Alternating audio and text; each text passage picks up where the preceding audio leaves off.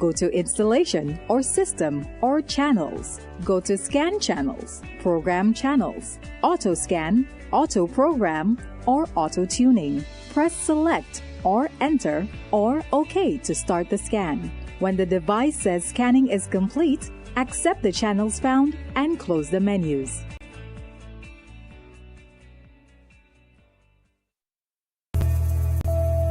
St. Lucia, the region, the diaspora, this is your invitation. I was managing the politics. To a front row seat. There was some skepticism.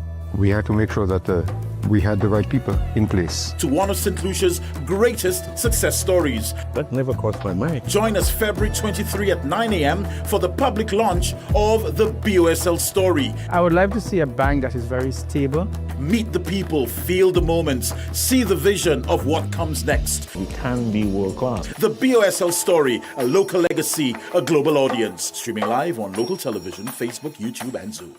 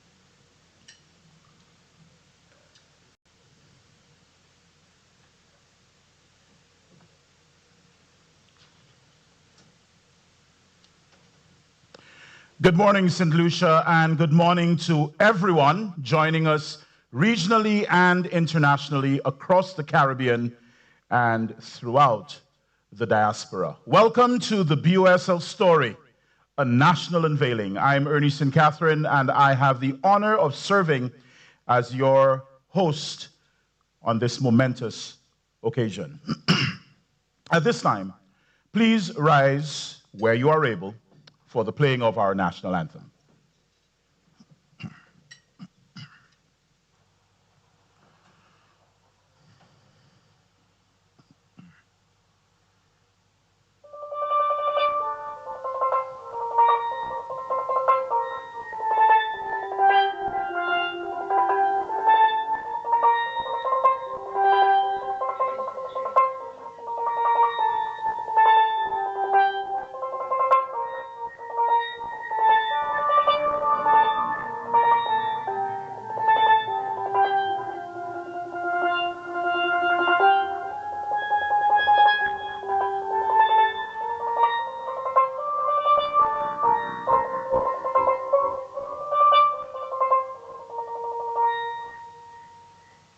Thank you. Please be seated.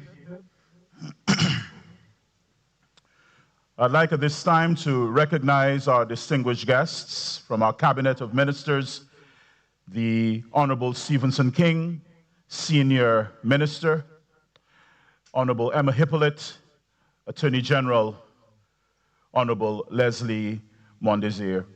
Also with us, obviously, the Chairman of the Bank of St. Lucia, Chairman of the Board, Mr. Everest Jean-Marie, and board members, the Chief Executive Officer, the Managing Director of Bank of St. Lucia, Mr. Rolf Phillips, his C-suite, and also his team members who are with us this morning as well.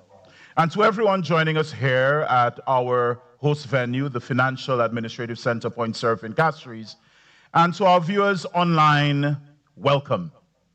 And yes, the mood is,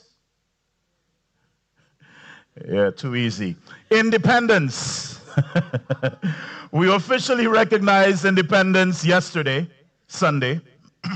So today comes with that extra glow. For some of us, it's that extra I'm here, but my pillow is still calling me. Thank you for showing up. A special note this morning, the government of St. Lucia has graciously included this unveiling in the official program for St. Lucia's 47th anniversary of independence. Round of applause to the government and their recognition of this milestone. We're honored and grateful. And a quick broadcast note, we are live on local television and streaming live also on Facebook, YouTube, and Zoom. So please smile responsibly. Well, let's get the show on the road, shall we? And what better place to start than at the beginning? Ladies and gentlemen, pioneers of progress.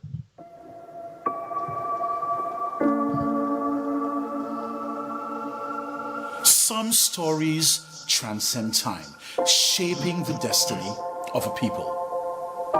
The journey of the Bank of St. Lucia is one of these, woven into the aspirations of a young and growing nation, shaping who we are today and fueling the hopes and dreams we hold for the future.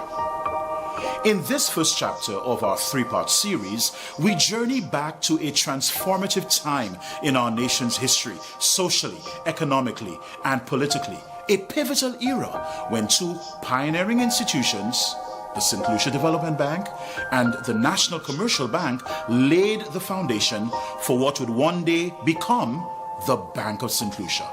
So what forces gave birth to these pioneering institutions? Who were the visionaries bold enough to dream beyond the moment? And how did their efforts transform the financial landscape, ultimately giving rise to the largest bank in St. Lucia and the OACS region? Well, come with me and let us uncover the answers in their own words as we explore the BOSL story through Pioneers of Progress. I was managing the politics, and at the same time, I was also committed to forming those two banks. I came back to St. Lucia in 1981 to do two things. I felt that I was contributing something to the country, to the economy. We started with about 5 of us. The staff at the bank at the time did not know what it was to have an internal auditor. So they didn't understand the role. They saw you as the enemy from within. You have to remember that we are coming out of the black nationalist period, where the emphasis was, of course, to return assets to the people of the respective countries.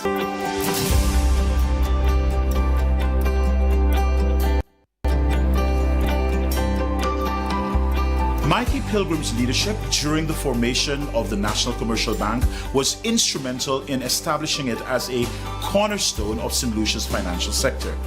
His influence extended beyond banking, as he also served as interim prime minister during this transformative period, guiding the nation through key moments in its development.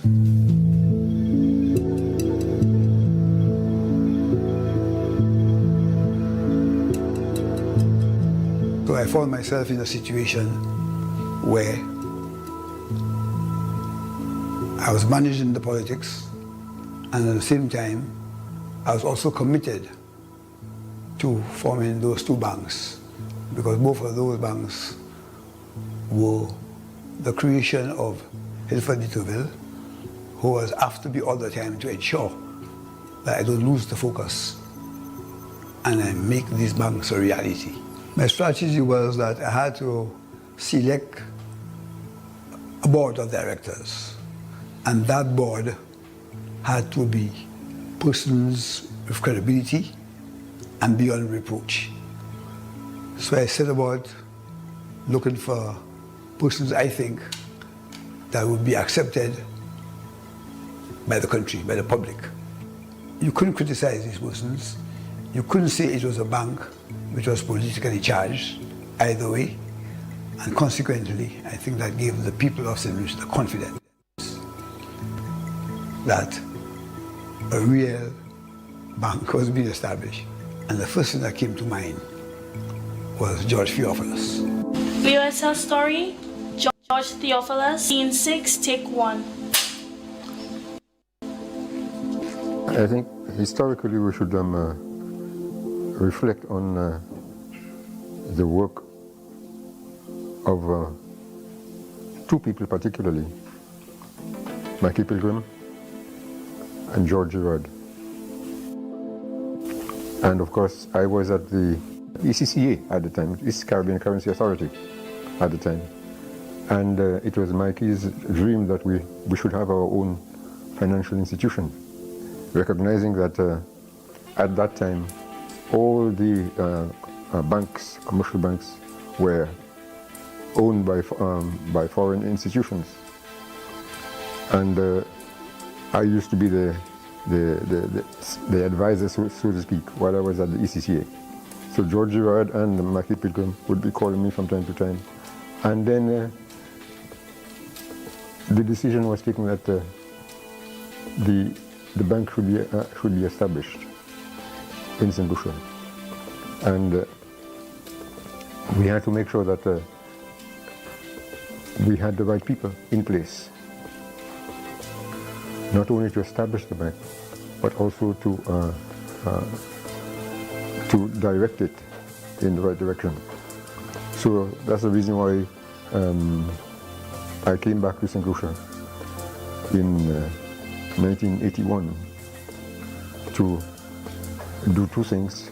First of all, to help in the establishment of both the development bank and the commercial bank, and also to ensure that the commercial bank was closely allied with the development bank, that the two institutions did not see themselves as competitors. I consider him to be a true patriot because, without mentioning figures, we offered him a salary and his first reaction was, no, I cannot accept that salary. That salary is too high. And he went for a lower salary. That shocked me because you'll never find that kind of man in St. Lucia, even today. Few individuals left as significant a mark on St. Lucia's financial history as George Theophilus. As managing director and later chairman of both the St. Lucia Development Bank and the National Commercial Bank, he played a critical role in shaping the direction of these two pioneering institutions. His leadership bridged the gap between development financing and commercial banking, setting the foundation for their eventual unification. If you look at the statistics we used to provide at that time, you find that our work in the agricultural sector was significant. We gave a lot of loans. Of course, many of them went bad too, because at that time you had some sharp fellows don't forget, people assume that the farmers are stupid. They're not stupid at all. They were fellows are wily, many of them. But at the same time, I must say that that was one of the mainstays of the development bank, the agricultural sector. The board of the SLDB was also the board of the National Commercial Bank. So they had a common board. So I was chairman of the board, but you had a lot of people like Michael Chasney, there was Julian Hunt, there was St. Helen, there was John Bascom, who were on the board. So we had a common board, so that the idea was to ensure that you coordinate the activities of the institutions, the development side and the commercial side, so that they do not appear to be in competition with each other. All right. In addition to that, to ensure that this did not happen, we prepared a memorandum of understanding between the commercial bank and the development bank to ensure that they had a modus operandi. They understood what their functions were and how they complemented each other.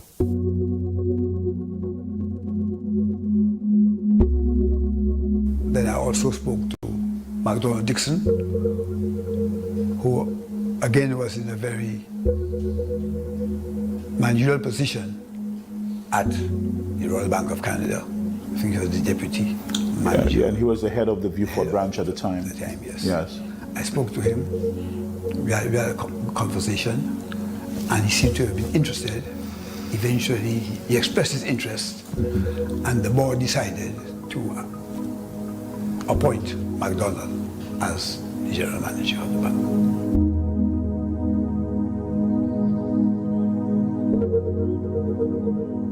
I still remember, must have been about August or September, after the hurricane, being visited one afternoon by the Prime Minister and his assistant. And they said that they wanted me to run, they were setting up this local bank, and they wanted me to run the operations. What were you doing at the time? I was manager of the Royal Bank of Canada in Beaufort. Quite happy, running a small branch, and I had my customers, the bank was running profitable. I had a very good relationship with my employer.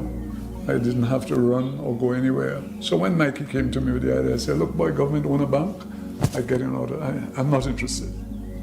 And then in leaving, he made a remark. He said, I hope it's not on your conscience if this bank fails. I never forgot that. I remember calling my wife late in the afternoon because she worked in Castries and I was down in Beaufort. I said, look, Mikey Pilgrim told me this thing and it's really bothering me, and I have to sit down and think of it, because if I had an opportunity to run this bank and it was successful, it would be a feather in my cap. But if somebody took it over and it was run down, I would feel bad that I had the opportunity to save it. There is one sensation that comes to mind, elation. And I felt that I was contributing something to the country, to the economy, particularly given the state of the country at the time. St. Lucia was coming out of a situation immediately after a hurricane, when the economy was down. There was no export of bananas. The entire banana crop was wiped out in August of 1980 with Hurricane Allen. No tourism and no manufacturing. And to have started a commercial bank in January of 1981, it meant that we had to put boots on the road. So we were into the physicalities of things, actually going out to get money to be able to run the bank, rather than getting customers to come in. They did come in, and they came in droves, particularly during the first year of operations. The people warmed themselves to the national nature of the bank and being truly St. Lucian, because from top to bottom, the bank was 100% St. Lucian owned by the government of St. Lucia, and that the staff was St. Lucian. You can identify it. We spoke Creole, so there was no language barrier. So tell me what you're holding in your hand there. That is, God, I have to read it. It's a CIB. It's a CIB fund. CIB, Caribbean Association and Indigenous Banks. I started as a secretary with McDonald Dixon, and I just gradually moved into banking. We started with about 5 of us. We went to interview customers out of Castries to explain what the bank was all about, to take their deposits, to bring their deposits to right here up north, or well, it's central to Castries, deposit their money, go back down, and to bring their books back to them. So we did a lot of driving around, and that was my fondest memories. Driving around with Mr. Dixon looking for customers. My priorities were to make sure that we brought an institution, a financial institution, to the people. Let us go to the great unbanked. We had a great population that really required banking services. Yes, a lot of people wanted to have an account there at that bank. So I was actually, in the waterfront branch, I had a desk on the floor where people came to me, and I would fill out all the necessary forms, get them the signatures and everything, and then let them go to the tellers to deposit their money. Prior to the advent of NCB, you had the St. Lucia Cooperative Bank, which was a small bank. And up to the time when we were established, they were not a full-fledged commercial bank. This is something a lot of people don't know. They were a savings and loans association, more or less. So we came on the scene as a full-fledged commercial bank offering all commercial banking services. And we were in competition with the big, very big international banks, And my whole purpose was to establish, a presence, and to serve the country, serve the people. So we became banker to government, and we became banker to the agricultural sector, which at the time was in need, and we did that through the St. Lucia Banana Growers Association. We became bankers to them. We took over their loans from the foreign banks, much to the chagrin of the foreign banks, because I will not mention names here, but I can tell you one of our biggest problems was the competition. They had the money, they were able to up their interests on fixed deposits, making it more costly to us, So, and they were sending their bad customers to us for loans, So we had to be doubly vigilant, particularly in the first year. But we made a profit in the first year anyway, thanks to them. McDonald Dixon's leap of faith reminds us of the vision and resolve it takes to build a nation. His leadership remains a cornerstone of St. Lucia's financial success. BOSL story, Honorable Emma Hippolyte, Scene 9, Take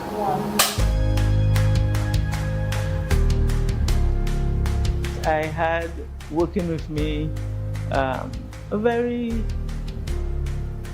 encouraging and supportive team, and that was headed by the then chairperson, Mr.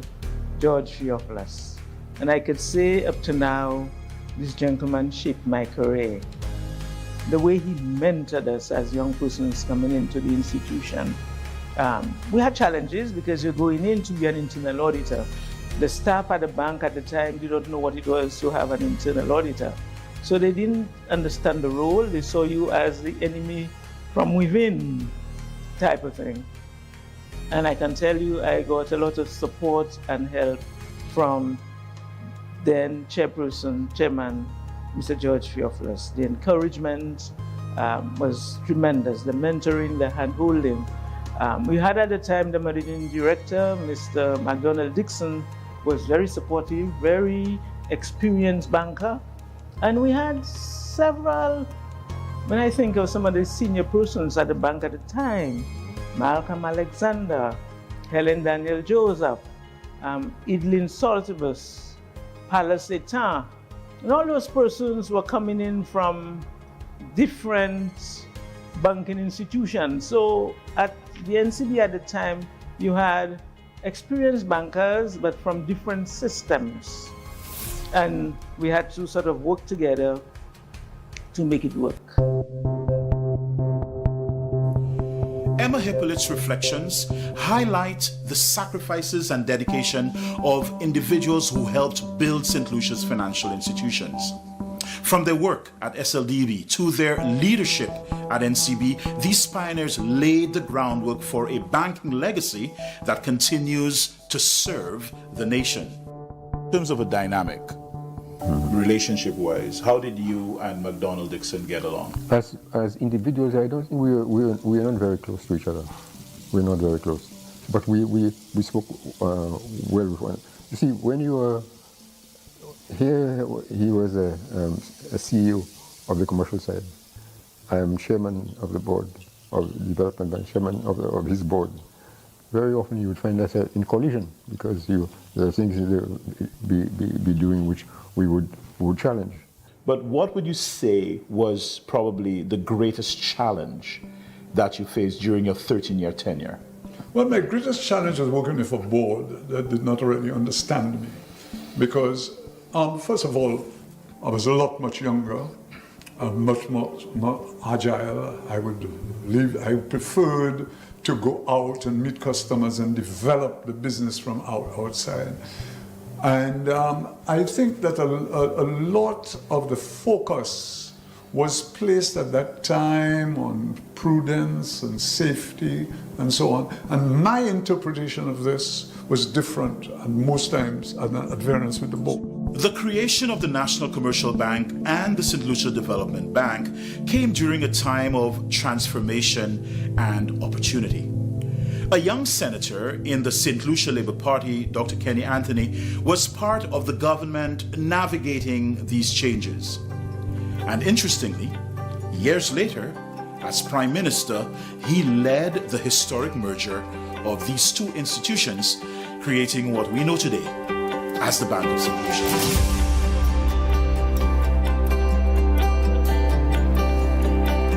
At the time, and we're talking about essentially 1979, at the time, I was earmarked to become the Minister of Education. But I don't know how much of that story you know. Basically, I was too young to be appointed as senator because the qualifying age for appointments to the Senate was 30. And at the time, I was 28. But the government created a post of special advisor in education and allowed me to sit in cabinet. I really was not a member of the cabinet, but was allowed to participate in cabinet meetings as a special advisor because I guess the Prime Minister had the authority to invite whoever he wanted to attend cabinet meetings. So that I was part of that initial dialogue to begin the process of empowering St. Lucians to allow them the opportunity to play a part in the economy of St. Lucia, to become actors in the economic development of St. Lucia. And this was the period when it was very popular for the state to invest in the economies of the region. You have to remember that we are coming out of the Black nationalist period, where the emphasis was, of course, to return assets to the people of the respective countries. It was felt that an opportunity had been created for the democratization of state assets by allowing persons to begin to share in the assets of the country as a whole. So the government decided to expand the initiative of economic enfranchisement by allowing St. Lucians to own shares. And since the government of St. Lucia was a major shareholder of the National Commercial Bank, we then took the decision to make those shares available to members of the public. So that was the first ideological imperative. It was an opportunity to empower St. Lucians, to allow them to own shares and to be part of the economy of St. Lucia. But there was a more fundamental reason. We wanted the opportunity to position the National Commercial Bank to be a major player in the financial affairs, not just of St. Lucia, but in fact in the wider OECS. As we close this chapter, Pioneers of Progress, we honor the visionaries whose bold actions laid the foundation for the Bank of St. Lucia. Their pioneering efforts sparked a legacy of growth and transformation. In the next chapter, Echoes of Excellence, we uncover the historic merger that positioned the bank as a driving force of innovation and excellence, and how it has grown to embody first world standards, locally and across the region. The BOSL story continues.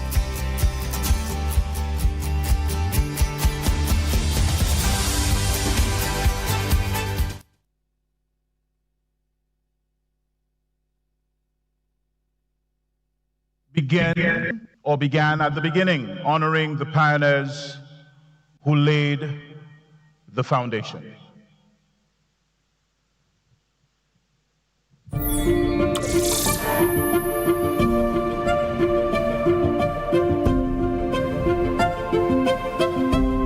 Being at the bank for 40 years is a very long time, but I've enjoyed every moment of it.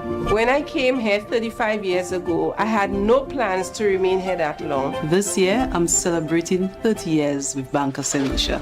So I joined the bank at the age of 19, and I'm currently the senior manager of the Recoveries and Valuations Department. It's not bad at all, right? I love to lead my team. And delivering excellent customer service, I believe these are the highlights of my job.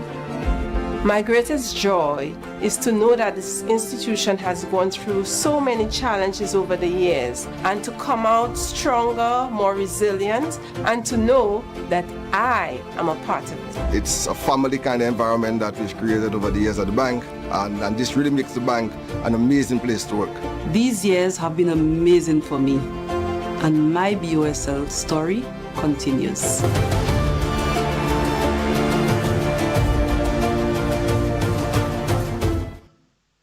We now return to our screens for the second of our three features. And having looked back and celebrated the foundations, we turn our eyes to the merger. It's now time for Pathways to Prosperity.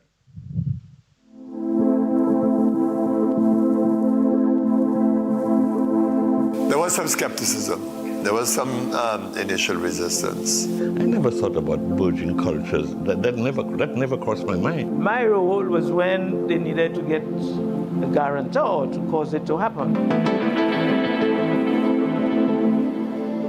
Welcome to Echoes of Excellence, the second chapter of the BOSL story, a journey that reveals how St. Lucia's very own bank, now the largest in the OECS, was born.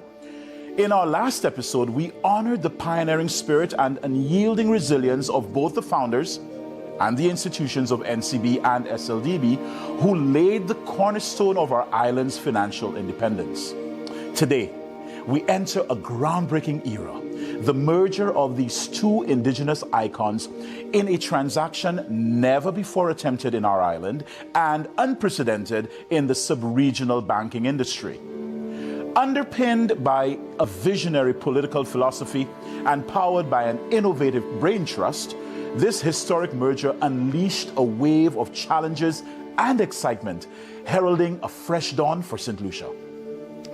Join us as we unravel this transformative chapter where legacy, ambition, resilience, and bold innovation converge to redefine excellence in banking. There was some skepticism. There was some initial resistance. There were those technocrats who were totally convinced that you needed a development bank on its own. In other words, they did not support the idea of a merger between the two banks. Of course, they were never complete with the arguments they presented, because a lot of these development banks subsequently folded, and other arrangements had to be made for one reason or another. The second thing is this, and it's really very important to bear in mind.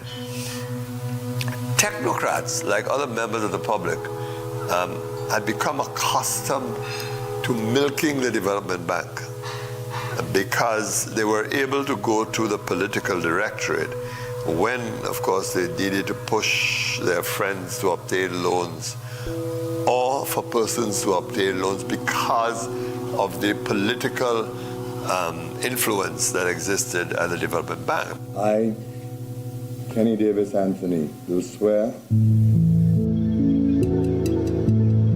As Prime Minister at the time, Dr. Kenny Anthony championed the vision that brought BOSL to life. His leadership drove the agenda of enfranchisement, ensuring that national assets remained in the hands of the people. With passion and clarity, he reflects on the merger that transformed the financial landscape of St. Lucia. To the credit of the then board of directors of the St. Lucia Development Bank, they understood the logic behind the merger, and they were genuinely facilitative. And secondly, I think we had very enterprising management of what was then the National Commercial Bank. BOSL story, Maria St. Rose, Scene 8, Take 1. Kenny Anthony had become Prime Minister and is asking me to be his advisor and to head the National Commercial Bank.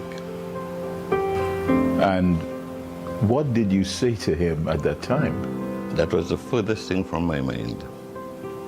That was not in my career path at all. You're like Columbus, man. What's going on behind here? Mario Centrose's journey is one of strategy and resilience. From navigating the complexities of NCB's privatization to leading the challenging process that culminated in the BOSL merger, he overcame obstacles with determination and foresight.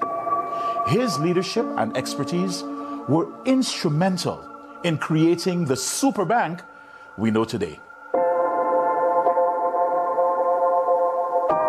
A friend of mine had written a book,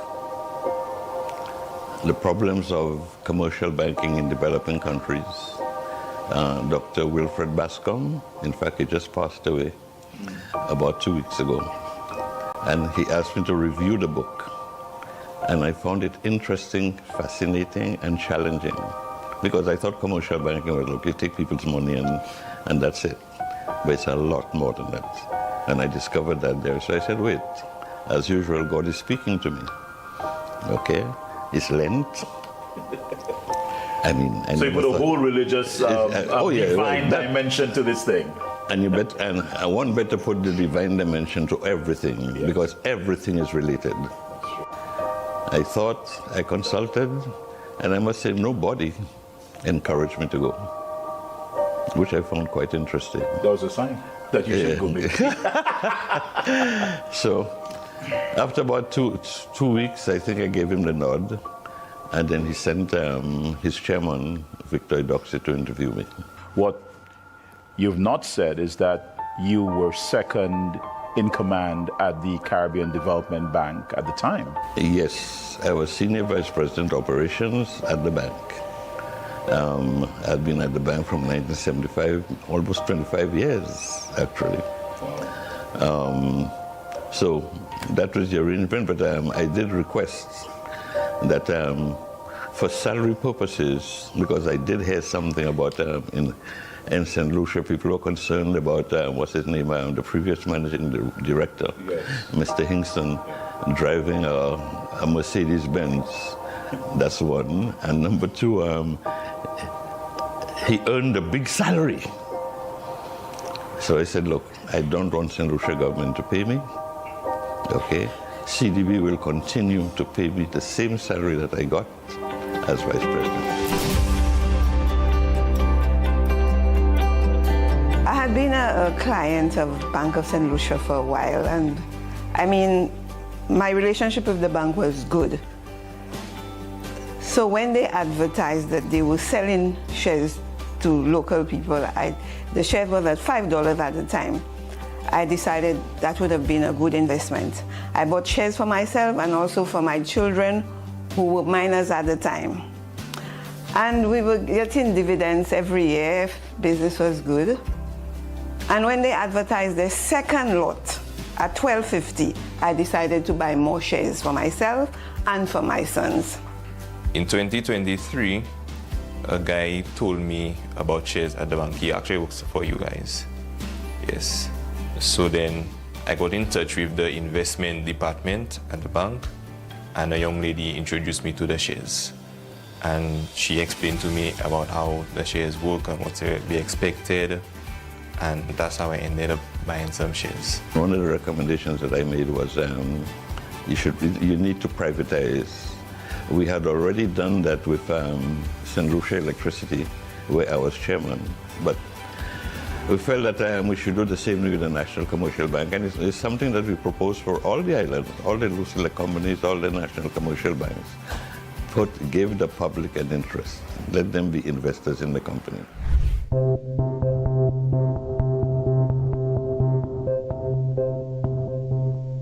My role was when they needed to get a guarantor to cause it to happen. Because if a percentage of the shares that were issued were not taken, the merger would have failed. We were presented with a contract or an agreement sort of that was preventing us being NIC from purchasing, from anything else. And I had to say no. If I'm going to be taking the funds, if I have to advise my board to support this, I need to have some skin in the game. And I was also, the NIC was also holding the funds of all of St. Lucia. This institution was also, Bank of St. Lucia was also a St. Lucian institution, but we needed to get an arrangement where both of us could have benefited. And I could say between, yes, Dr. Anthony, I could remember, called us to a meeting at the Prime Minister's official residence, and he says, well, we need to sign, and I say, well, I can't sign what I have before me. And then we looked at it, he looked at it, I say, you're a lawyer, look at it, look at it. He looked at it, and we arrived at a document that I felt comfortable with, that the NIC could have signed. We presented, we signed, and that was it.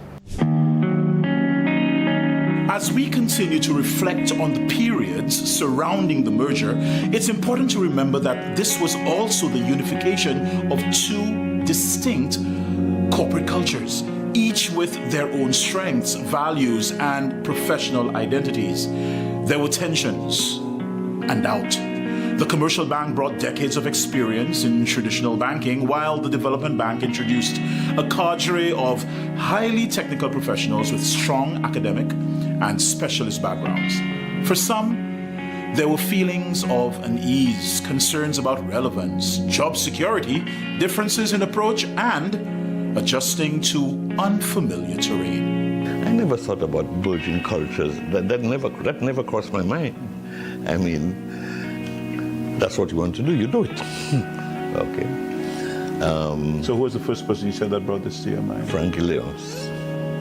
Yeah. So he showed you what was going on. How are you going to bring these two cultures together? Because they're two different cultures. And he would have been on the commercial bank board and also on the development bank board. Okay? But it's done, we had to do it, we did it. It was challenging, there were threats and whatever, etc., saboteurs, enemies within, and so on. But nothing beats the Lord. God is in your hands. It's in your hands. I mean, people went as far, my secretary and others, they used to say masses for me. They used to say? They used to say masses for me. Burn candle, bring holy water.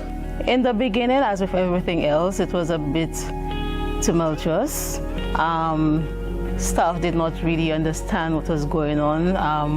We had to, obviously, the two teams, that of the National Commercial Bank and that of the St. Lucia Development Bank, we had to learn and understand each other because we were coming from different places.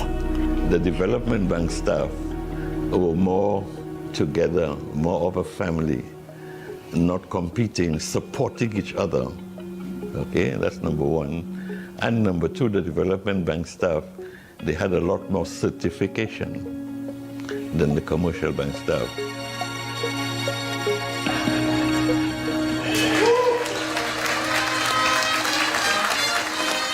Some stories echo across time, and my BOSL story certainly does.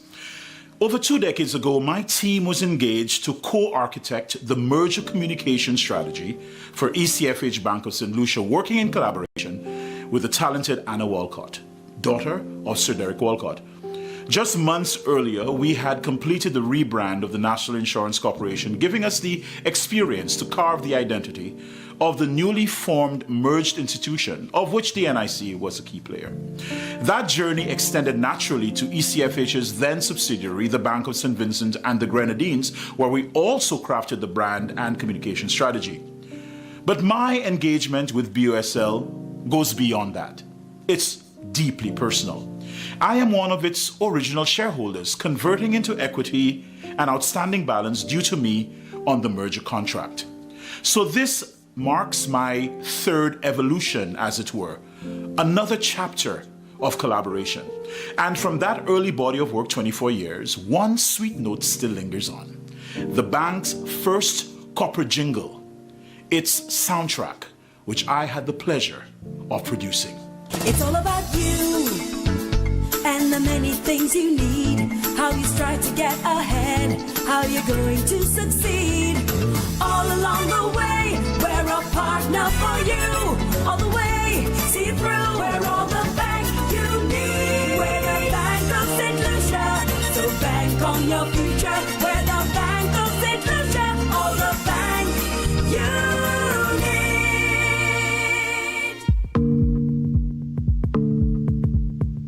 had to model after a bank in Trinidad who assisted us. We had a strategic relationship with them, and we learned as we went along. So there were governance structures to put in place, how the subsidiary boards interact with the parent company, what type of reporting structure, governance structure. So it was quite a lot, but it was exciting because it was something new. Of course, mistakes were made along the way, but we learned along the way and we grew, in the process, and we became better at what we did. Estrelita Cumberbatch was one of the merger originals, playing a vital role in integrating the systems of the St. Lucia Development Bank and the National Commercial Bank. Her talent and dedication led to her becoming the institution's first and only corporate secretary, a role she continues to hold with distinction. Notably, women were central to the merger and the bank's evolution, shaping systems, culture, and leadership across every level. In many respects, their contributions are the quiet echoes of excellence that continue to define the institution today. I left at some point to do my master's in finance, and that was just about the time when SLDB, or just before SLDB and NCB merged as an entity. When I came back from studying, I came smack into it, right? Smack into the merged entity, and I think it was quite appropriate because from then on, we just picked up the organization. I mean, the SLD, ECFH got involved in so many things, and all of them needed that level of financial analysis, and I think I was quite prepared at the time to deal with that. My role was to support, I think that Jefferson Sanson was there at the time, as his assistant project manager. I'd never managed any project before, but I like new challenges. I'm always one for a new challenge, and I came to understand that there has to be a process of change, especially when you're dealing with different cultures. And trying to bring those two cultures together was very important. And I think the critical thing at the time for us was merging the technologies and ensuring that whatever software we had in place could have absorbed the type of loans that the SLDB did, because that's mostly what they did. But I would say that and it actually acted as a catalyst for me for the future. As a woman, you have to work twice as hard in a senior level position. One, to get there in the first place. And secondly, when you're there, it's a lot more, everyone is watching you, because women tend to have to prove themselves a lot more than men. You're not in the guys' club. We were coming from a period where there were some issues in the organization, and so unfortunately for me, I ended up being head of the organization in the middle of those issues. We had changes at the governance level, and to some extent the board, I think, because we had those issues before I was MD, the board was a little more stringent in the sense that they overlooking on your shoulder all the time, whereas I would say my predecessor did not have that. ICC World 2020 Cricket is coming to the Caribbean. Now, what occurred here in St. Lucia, to some extent, was really because the bank had perhaps overstretched its resources during that period of buoyancy that we spoke about, especially following the World Cup in 2006 and so on, because this was a period of amazing expansion in the economy of St. Lucia. I mean, this is a period when the bank was lending to investors, particularly to ordinary St. Lucians. A lot of St. Lucians approached the bank for financing to renovate their homes, to expand their homes, to be part of this new Airbnb investment, and to encourage engagement in the tourism sector. But the problem was that the bank may have been too generous to some borrowers, and some of those loans got into major difficulty. company is now bankrupt. Our economy is in a state of crisis. Did you mislead your investors? And I remind you, sir, you're under oath. In your testimony. In the case of St. Lucia, the crisis hit us directly. And it unfolded when it became apparent that the Bank of St. Lucia would have recorded major losses. Once it became known that it would record major losses, then panic set in.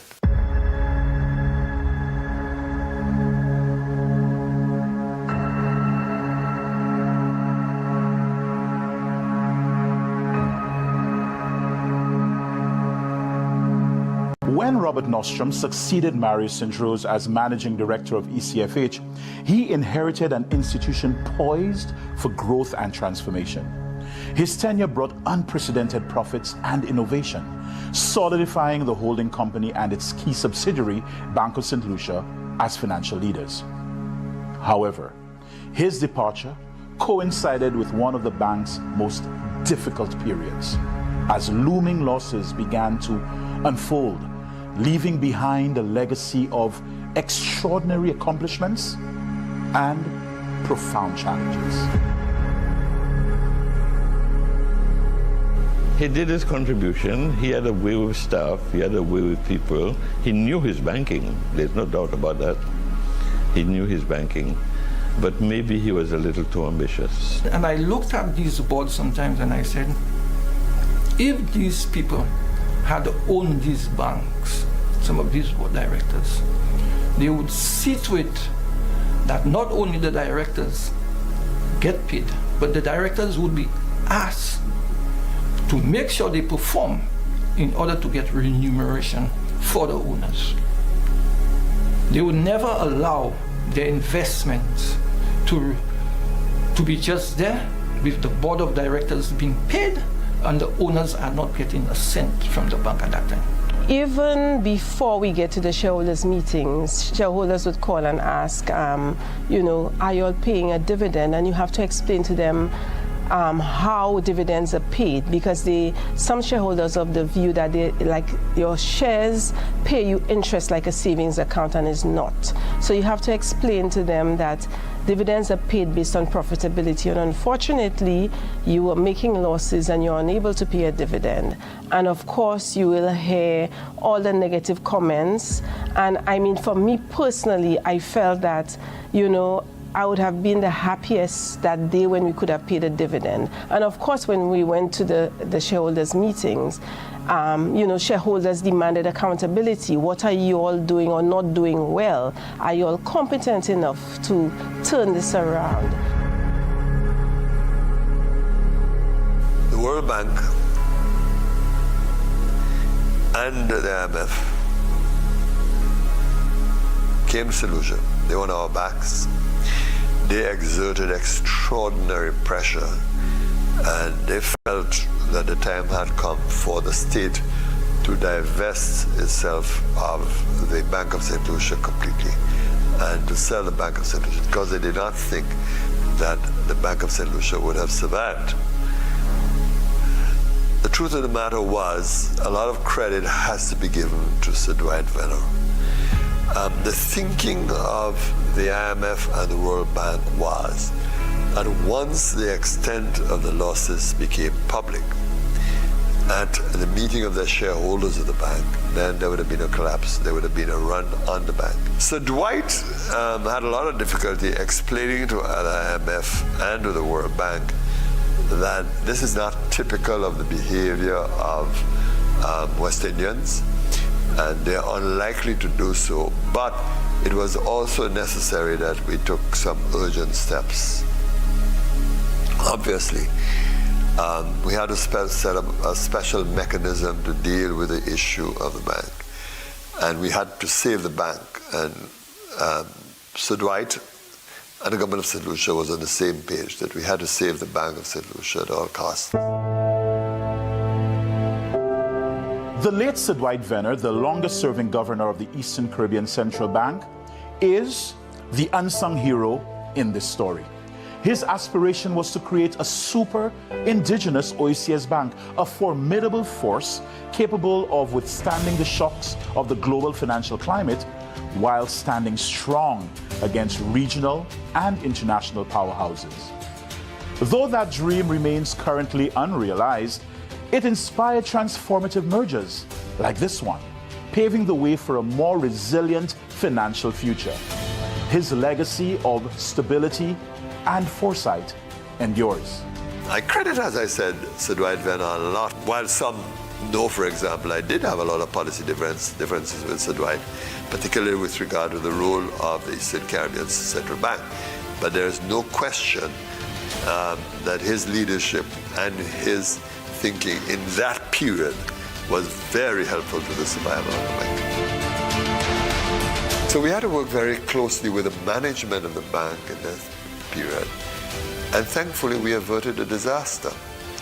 So the meeting of shareholders took place. Obviously, it was a little heated. There were those who were nervous, who were worried, who spoke loudly against the policies of the bank. But we were able to calm the fears. And that is how we saved the Bank of St. Lucia.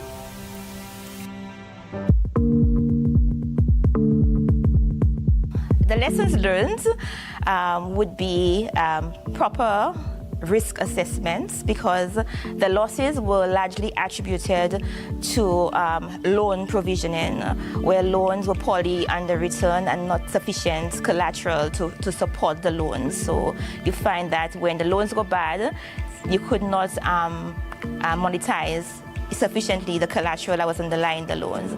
So definitely we learned to be much more prudent in our provisioning as well as in underwriting, ensuring that we have sufficient collateral to support any loans that are given, and that loans are properly assessed before we on lend. We grew, we were very, very resilient. We pulled together, we band together, and we came out of that time. And here we are today in terms of we're now the largest bank within the ECCU. We have all this technological advancement, marketing. We are now everywhere. So clearly we have the resilience with the leadership of Mr. Phillips at this point in time, who really rallied staff and management to really push through. The first year and a half of my engagement with Bank of St. Lucia was, in fact, during COVID, which presented hindrances but lots of opportunity, because it gave us a chance to sit back and look at the organization. Albeit we were dealing with customer service challenges at the time, there was not a lot of movement around the island in the same way that it would be, so it gave a lot more time to look at the organization. And I would say one of the most critical things that I've been able to impact first and foremost is the stability of the bank's infrastructure. And the level of collaboration that we now have with the teams of people running business units. As the Bank of St. Lucia turned a defining corner, Rolf Phillips stepped into leadership as managing director, bringing renewed purpose, stability, and momentum. His vision is shaping a future of lasting progress and prosperity. The BOSL story is now set for its most defining moment. In our final chapter, Pathways to Prosperity, we will unveil the next phase of a journey of transformation, empowerment, and boundless opportunities. We look forward to you joining us for this final chapter. The BOSL story continues to unfold.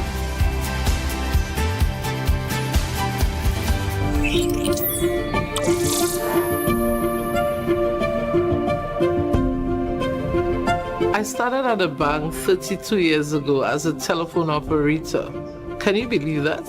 I've worked at all the Bank of St. Lucia branches, so I do understand the culture. I'm a proud product of the bank's internship program, which has led to my current position as branch manager assigned to the Grosley branch. One thing I know for sure, that this organization promotes women empowerment and growth. And it's evident by the key positions that women hold young persons who came in to the organization that I mentored and taught and coached, and they have now become senior officers. Martina is not just a mentor, but she also serves as a mother figure because she has molded me into the individual that I am today. In the same way that Martina has served as a mentor to me throughout my career, I would love to do the same for others throughout the BOSL journey.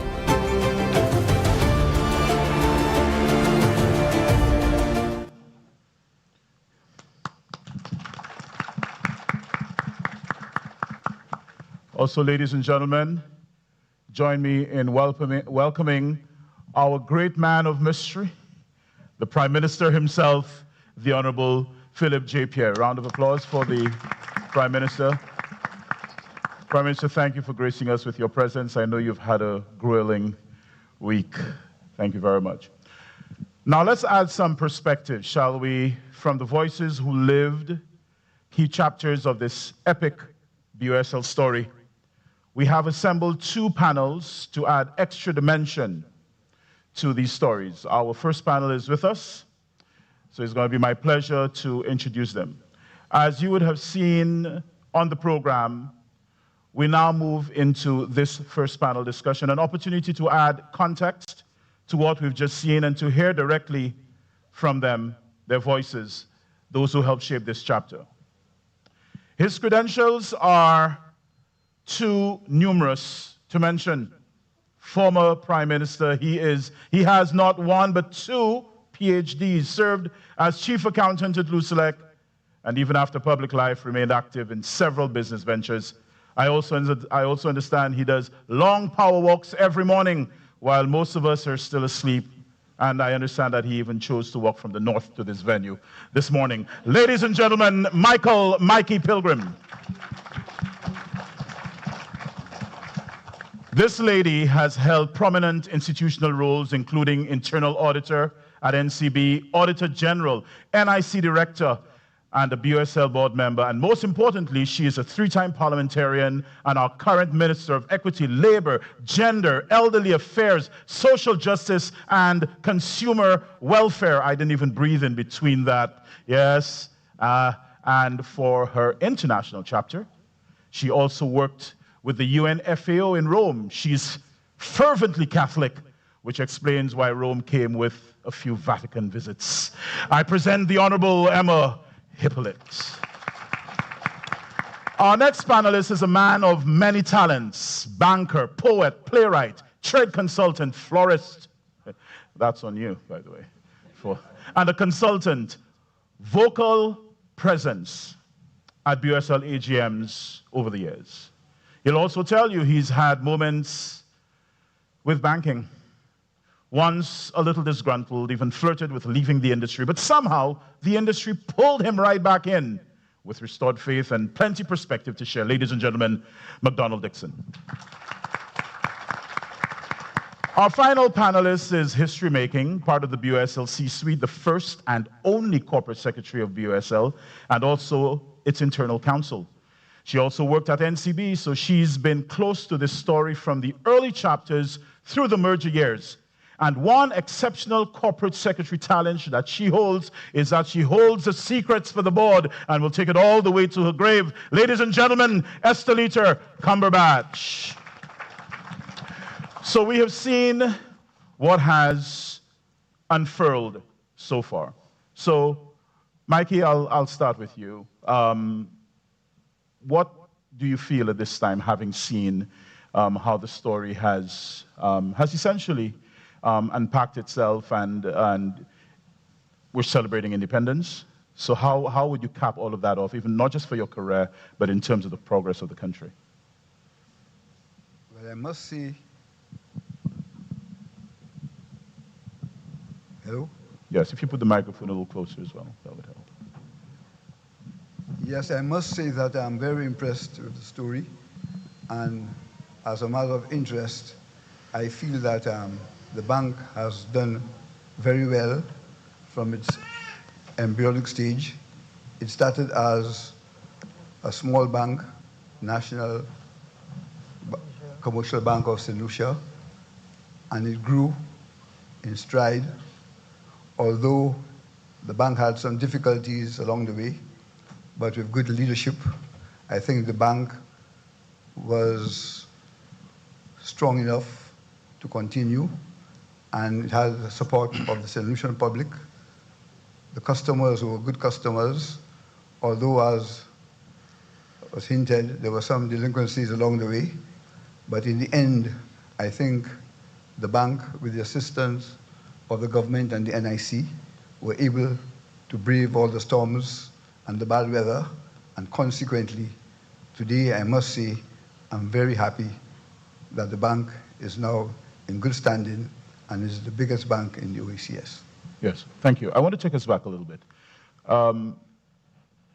The Prime Minister at the time was the Honorable Anna Louisi, correct? Yes, that's true. So he was the one who would have approached you to do this. But there is a name that seems to be perpetual in this story, and that is Hilford de Turville. Tell us a little bit about that dynamic very briefly. Well, Hilford de Turville was a very amazing man. He was frank, outspoken, and spoke with clarity. Anything he says, you could never misunderstand him. I remember Hilford one day was walking on St. Louis Street next to the Crusader, and he stopped me, said, "Mikey, come to me." We had a good chat, and he says that George Odlum wants him to be the candidate for the Northeast Castries constituency. But Mikey, honestly, I'm not ready for that. So I said to Hilford, I can win that seat anytime. Of course, I was joking at the time. And then what he did, he brought me across the road to Brother George Odlum and told George, Mikey is the man for that seat, I'll endorse him. At that point, George was in the office preparing the manifesto because there was a pending election. And the first thing Hilford said was, we must form a bank, a St. Lucian bank. So then George said, that's a good idea. And we sat together, and George decided to put that in the manifesto. So we went into an election with the idea that if the Labour Party won the election, the first thing they would endeavor to do was to create a St. Lucian bank. And Hilford identified me, whether I won my seat or not, as the person to execute his dream. I must say that Hilford de Turville was one of my mentors. I believed in him. And since we won that election, the Labour Party won 12 seats to the opposition 5. At the time, I was the chief accountant at Lucilec. And Alan Lucy told me, Mikey, I want you to resign from the job and come over. I told him I'm under contract, and I don't want to breach the contract, but I'll come eventually. He says to me, I want you now. I met Hilford de Turville. Hilford de Turville told me, Mikey, leave that job, man. Get out of it. So I left the job. Now, I could afford to do that at the time because I live at my parents' home. How old were you then? I had no debt. In the early 30s. Oh boy, they still do that today, by the way. I had no commitments, I had no debt. So I was free like a bird in the tree. I could have done anything. So I resigned from the job. But the good thing about it, when I resigned, Alan Louis, the Prime Minister, told me, like, don't worry, under your contract, they must, even if you resign, they must pay you all the benefits. So Lucilec continued to pay me my salary every month, although I was a Minister of Government. But that was one of the conditions of the contract. So I was a bit lucky from that point of view. Kami just said that won't happen now. Kami is the corporate comms manager. She says that won't happen now, by the way. Just one quick question. This is a very interesting... Yes, go ahead, sorry. So when I became a minister, a Minister of State, they called it at the time, in the Prime Minister's office, Hilford called me and told me, Mikey, don't forget, we have to form this bank. And you won't believe that almost every month He was calling me, reminding me of this bank. And eventually, we decided to form the bank. Just 1 second. I just wanted to, something just came to mind. I just realized that present with us this morning are 3 prime ministers. The Honorable Mikey Pilgrim, Honorable Stephenson King, and our current Prime Minister, Honorable Philip J.P. I think that this is a moment for celebration as well. There's another very interesting, well, not a fun fact, but a fact. I mean, growing up, you know, I'm past the 50-year mark, so I would have grown up in my earlier productive years under a United Workers' Party, John Compton administration. That's what I would have grown into.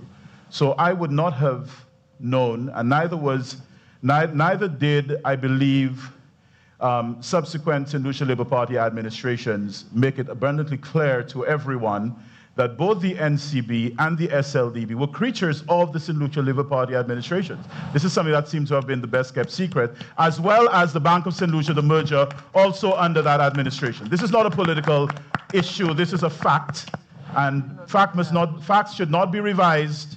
They are what they are, and this I think is something that goes on even for our young. We have some students here with us as well from South Louis Community College, so I really would like to recognize them for being here with us for this momentous occasion as well. And this is a part of history for you. I'd like to move, if you don't mind, to McDonald Dixon, the long-suffering managing director of NCB, with his healthy tension with his board at the time.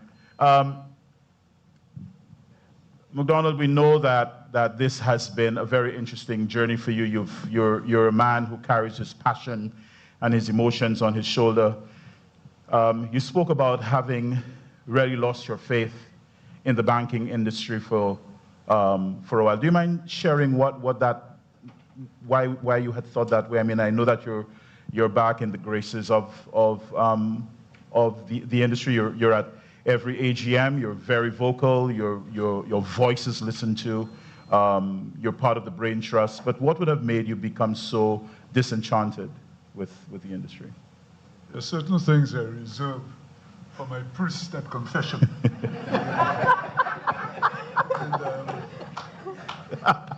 Suffice it to say that in every fledgling organization, there are going to be differences.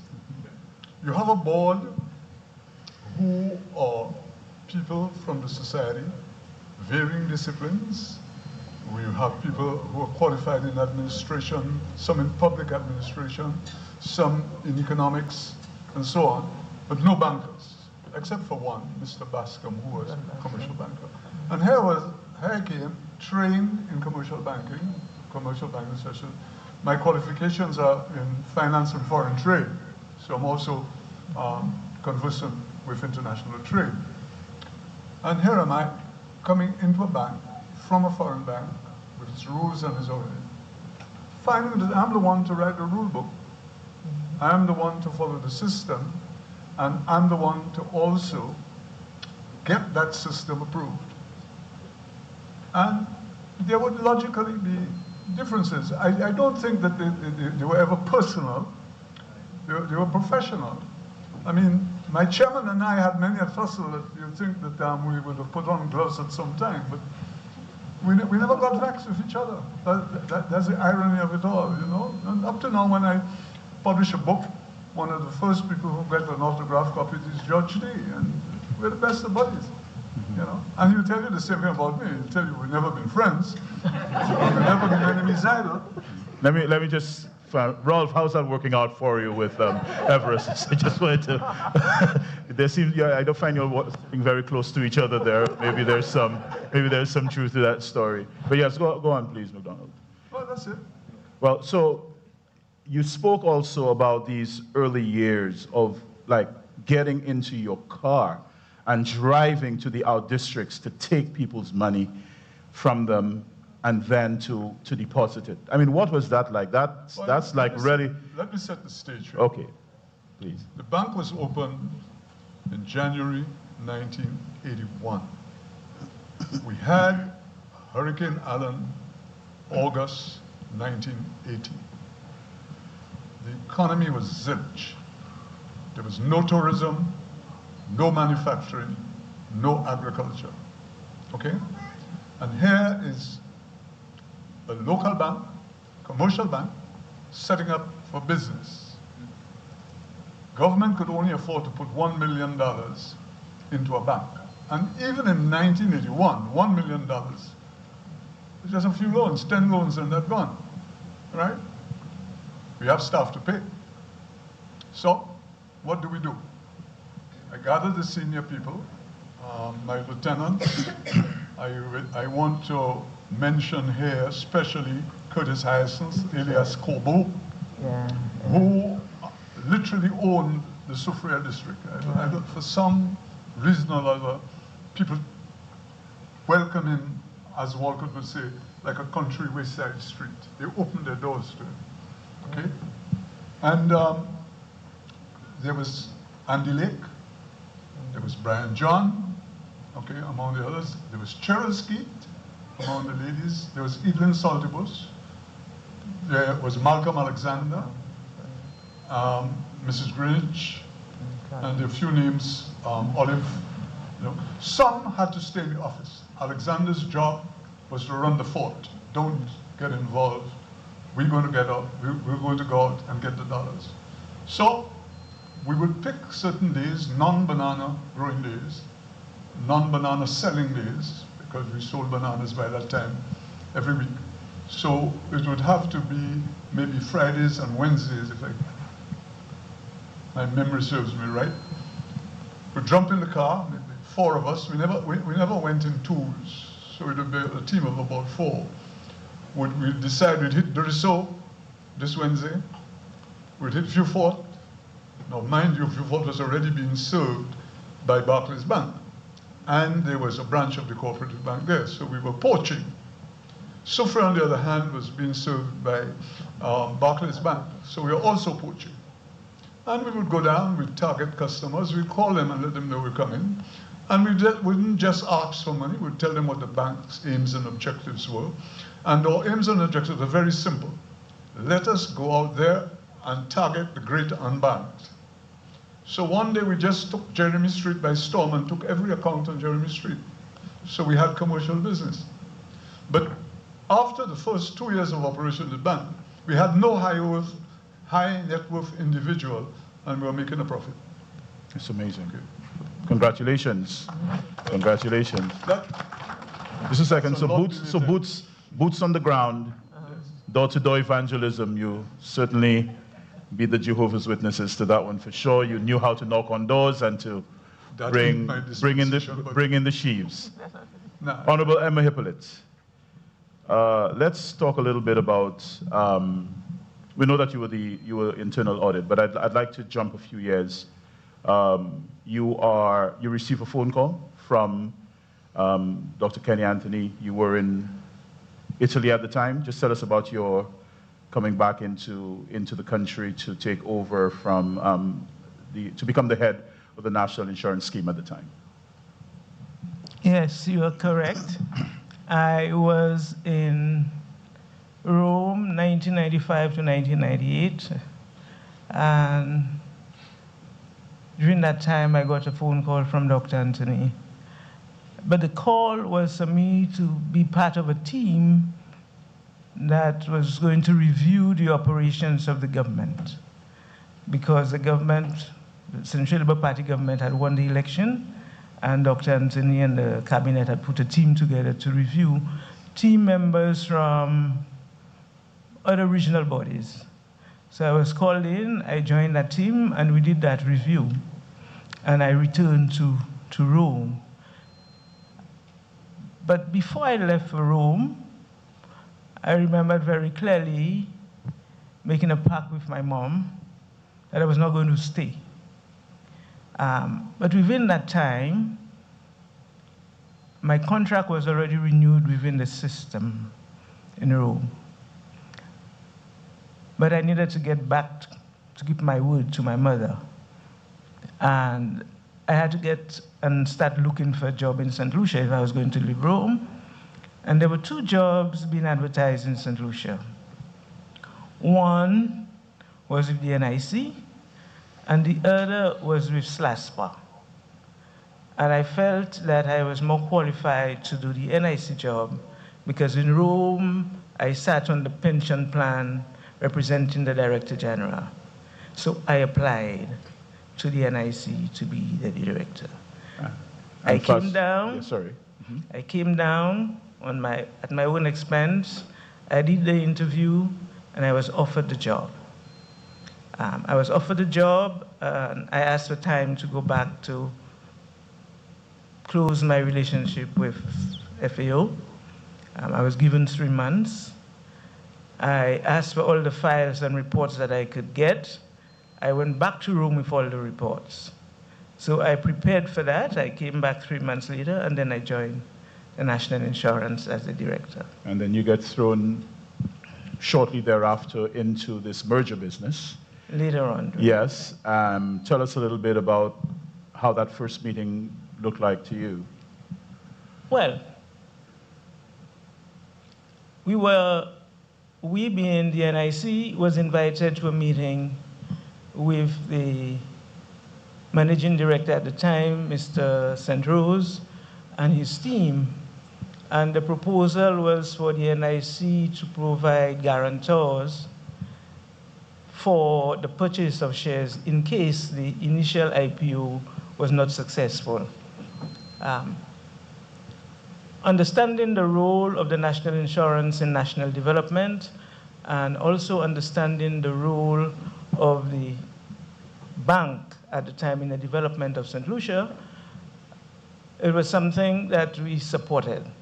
I felt that I could make this recommendation to my board. But we had a difference. The difference was that Bank of St. Lucia, at the time the legal officer was Norman Francis. The document that was presented to us, when I looked at it, I felt it was one-sided. It was saying that the NIC had to agree to do this guarantor, serve as guarantor to purchase those shares, but it was saying that the NIC could not invest in the bank itself, nor could the NIC hold the shares as security. Say, for example, if one of the business owners were owing the NIC could not accept the shares of the bank as security or collateral for that. And I felt that that was not fair to us. So we went backward and forward. Then I had a call from Dr. Anthony to a meeting at the Prime Minister's official residence. And he asked me to sign the document, and I said, Dr. Anthony, in all fairness, I don't think I can sign this document. And I remember he told me, are you aware that I can instruct you to sign this document?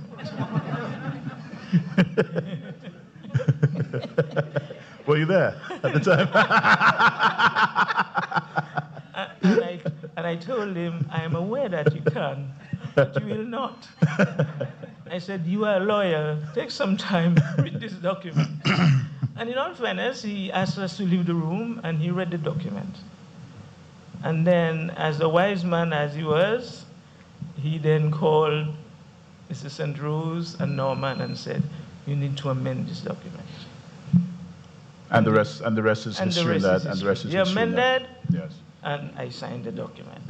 Right. A notable and noticeable absence from our panel this morning is Mr. George Theophilus. As you know, he's growing up in years. And I think that we were very fortunate to have been able to have caught him on tape at the time, and even more fortunate to have also had an opportunity to speak with Mr. Marius St. Rose, because just a few months later he passed. He's a man of blessed memory, someone that I had a lot of time for and a great amount of respect, and that is why I segue to Estelita, who would have been there at the very brunt of his entrance into the institution. What was it like working with Mr. St. Rose, Estelita? It was quite interesting in that he came from CDB, which was a development bank. So he had no commercial banking experience, as you would have heard in the piece earlier. So, you know, but he was a very humble person, and he never pretended. So he said, I do not know commercial banking. How do you do this, you know? And so, but what he did was the information you provided him, he would think about it and then come back with strategies to make it better. And I think it's always good when you have somebody coming from outside with just fresh knowledge that he would look at it, internalize it, and say, maybe we can do this. What do you think of this?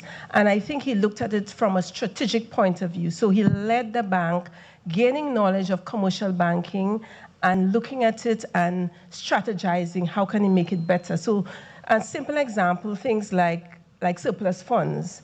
The National Commercial Bank at the time, and I was in the finance department, we never did investing. So he would say, all those balances you all have at the correspondent banks, can you invest it? And he looked at that and started investing surplus funds, and then we started developing an investment portfolio. So I think he brought a breath of fresh air, looking at how you can better things. And of course, on the heels of that came the IPO and later the merger. So his tenure was marked with a lot of important strategic decisions that changed the trajectory of the bank. You're the first corporate secretary, the only corporate secretary, a female, so definitely that will go down in the annals of history as a first. How does that make you feel as a St. Lucian, as a woman, as someone who probably did not see that in your career? Yeah, I think, of course, it was an honor. At the time, it was a little intimidating. I had just finished an LLB, and there was the formation at the merger, formation of different subsidiaries. And Norman Francis, who was there at the time, formed his own company. So Mr. St. Rose, you know, people applying for jobs at the time of the merger applied for another job. And then he approached me and offered me the job, and I was like, oh my God, I know nothing about that. And he said, don't worry, you'll be okay. And I, of course, had to learn. I went to do a chartered secretary's course. I did certain things to equip me with the skills. But it was intimidating, especially going to the boardroom. And, you know, my first board meeting was like, could you sit here? I had no clue what I was doing. But I had to learn fast. I had to learn on my feet. And it was also a period of learning for the entire organization, because we were going through that period of change where a number of subsidiaries were established that had never been done before. And even when I call colleagues within the OECS, nobody had that type of structure. So the closest we got to it was at Republic Bank in Trinidad, where, you know, sometimes you call and you discuss certain things, seek guidance. But it was a learning experience, but it certainly was an honor, because it had me trying to learn and do things that I did not know. And I think you feel that sense of accomplishment, having to go through and just start from scratch and do things, you know, that you will feel proud about. And I heard that your prayer life and faith in God strengthened quite a bit between 2008 and 2013 there. What was that like, walking into that boardroom, walking into these annual general meetings, knowing that the bank seemed to have been on the brink of collapse? Yeah, well, it even started before any shareholders meeting or boardroom. For some reason, of course, shareholders see me and they see shares. So you meet them in the supermarket, you meet them on the street, you know, and they'll ask, well, how are things doing? I remember one New Year's Day, after church, a particular shareholder, who is even here this morning, said to me, how are we looking this year? I said, well, it's just New Year's. You know, the year ended yesterday, you know. But, you know, I think they felt that sense of comfort. So when they see you, they ask you. Because, I mean, you have to understand it's an investment. And although there wasn't sufficient education, people thought it was automatic. Every year you would get a dividend. Every year, like interest, you'll be paid. So I think I empathize with some, because I've had so many sad stories. Some people have medical bills, they're waiting on the dividend. A lot of retirees invested. And so you have to empathize with them. You understand, but at the same time, you have to explain that dividends are paid based on profitability. If we do not make a profit, unfortunately, we cannot pay. And so as hard as it was, you know, you have to let them know that is how it works. But you also have to give hope that, you know, this is not going to be for a long time. I often reference what was happening in the international market because, of course, you had bank failures internationally, you had a lot of companies going under. And I used to say, if the mighty US, those companies have gone, you know, under, we are struggling, but we will get better because you also have to give hope. And I think, you know, by doing that, being honest and true, you empathize because, of course, people have invested for a return. But I think, you know, it's giving that hope that we will do better. We are working to get there. Of course, there were doubts. A particular shareholder said, you know, you all can't buck a trend. Why don't you all change the board? I mean, sometimes it was humiliating. It felt insulting. But, I mean, you can't fall down and die. So you have to continue working, you know, to change that. And this is what we've done. And I'm very proud that, you know, we have gotten where we are today. With no personal interest in this question, how soon can one expect the next dividend? No personal interest in this particular... Seeing that you're very profitable now, I'm just saying. Yeah, as is customary over the past 3 years, we normally have our AGM in May. And in June, we normally pay dividends. So you can expect it. So you can't have an earlier AGM at all. That's not just kidding. Thank you very much. Round of applause to our panel for the time that they've spent. If my team would show the panel down as we move into the next phase. We now return. Well, first of all, we want to thank our panel. And these are individuals who have definitely made a valuable contribution to the institution and to national development as well. At this time, we'll return to the screen for the final of our 3 features. This chapter honors what has been built and celebrates excellence as the standard we carry forward. Ladies and gentlemen, Pathways to Prosperity.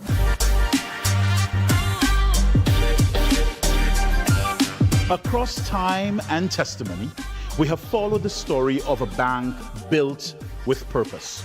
Pioneers of progress traced the foundations laid by the 2 institutions that came before.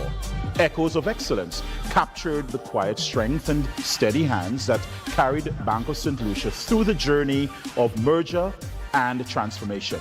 Now, in this 3rd and final installment, we arrive at the turning point where legacy meets urgency and where a new generation steps forward to reimagine what a bank can be. This chapter is about people, those leading the change and those whose lives are being reshaped by it. This is Pathways to Prosperity.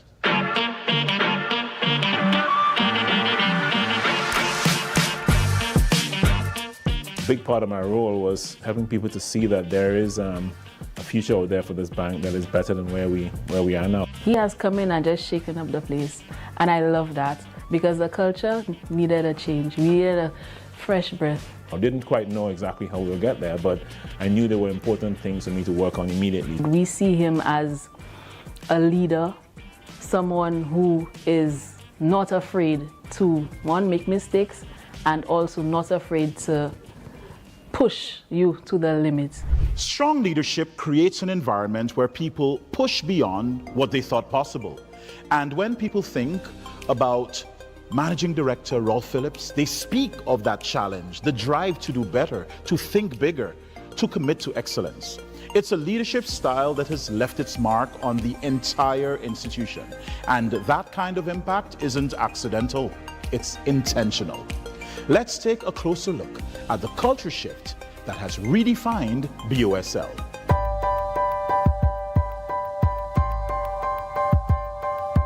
We recognize the need to challenge ourselves to develop a mission vision that will galvanize our people, something that they can see.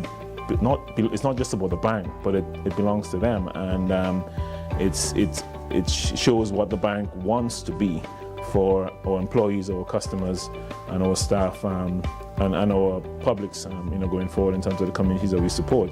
So we decided to do this a bit different. We wanted a much more broad-based involvement in the development of this mission vision. So we took the risk and brought a number of senior managers and key staff in, working with the board of directors and a consultant, and spent a couple of days getting into the trenches and really digging into what we wanted to be inspired by going forward. And in that process, this mission was born that we empower people to succeed in every area of their lives. And every time I say it, I can get goosebumps about it, because it is a powerful statement. It's a powerful commitment. Transformation requires more than vision. It calls for stability, foresight, and the discipline to manage risk while moving decisively forward. Few embody this balance more clearly than the chairman of the board himself, Evariste Jean-Marie. With deep financial expertise and a steady hand, he has been a guiding force in ensuring that as Bank of St. Lucia evolves, it does so with strength, prudence, and purpose. His perspective offers an essential lens on the bank's strategic path forward. BOSL story, Evariste Jean-Marie. Scene 3, take 1. One of the important things was to recognize the fact that we are a major financial institutions in the country, and that we were more than just a bank. We were also in a position where we could leverage that position to improve the overall development of the bank. So while we're involved in, yes, providing financial services for consumers, we felt we had an additional responsibility in terms of shaping our country and impacting our country in a positive way. So it went beyond just providing the services. And that meant that we need to pay attention to what government was doing to ensure that what we were doing was aligned to what government policies were, and to ensure that government policies in many ways were in line with what we were doing. Transformation is never a solo act. It takes a team, a structure, and a strategy built to withstand challenges and seize opportunity. That's exactly what has taken shape at BOSL. From infrastructure upgrades to digital innovation, every move has been deliberate, strengthening the bank from inside out. But what does that look like in action? Let's take a closer look at the initiatives driving this transformation forward.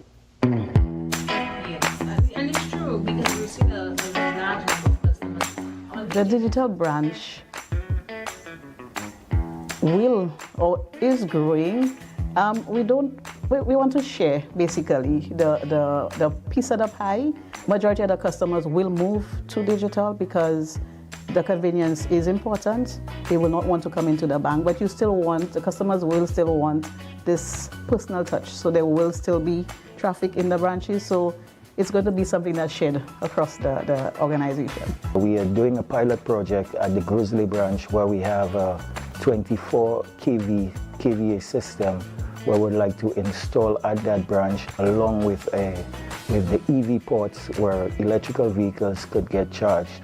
As you know, there's the big thrust on going green, so Bank of St. Lucia would love to take the lead in ensuring that we provide, of course, our customers with that facility where they could come to our branch and have their vehicles charged.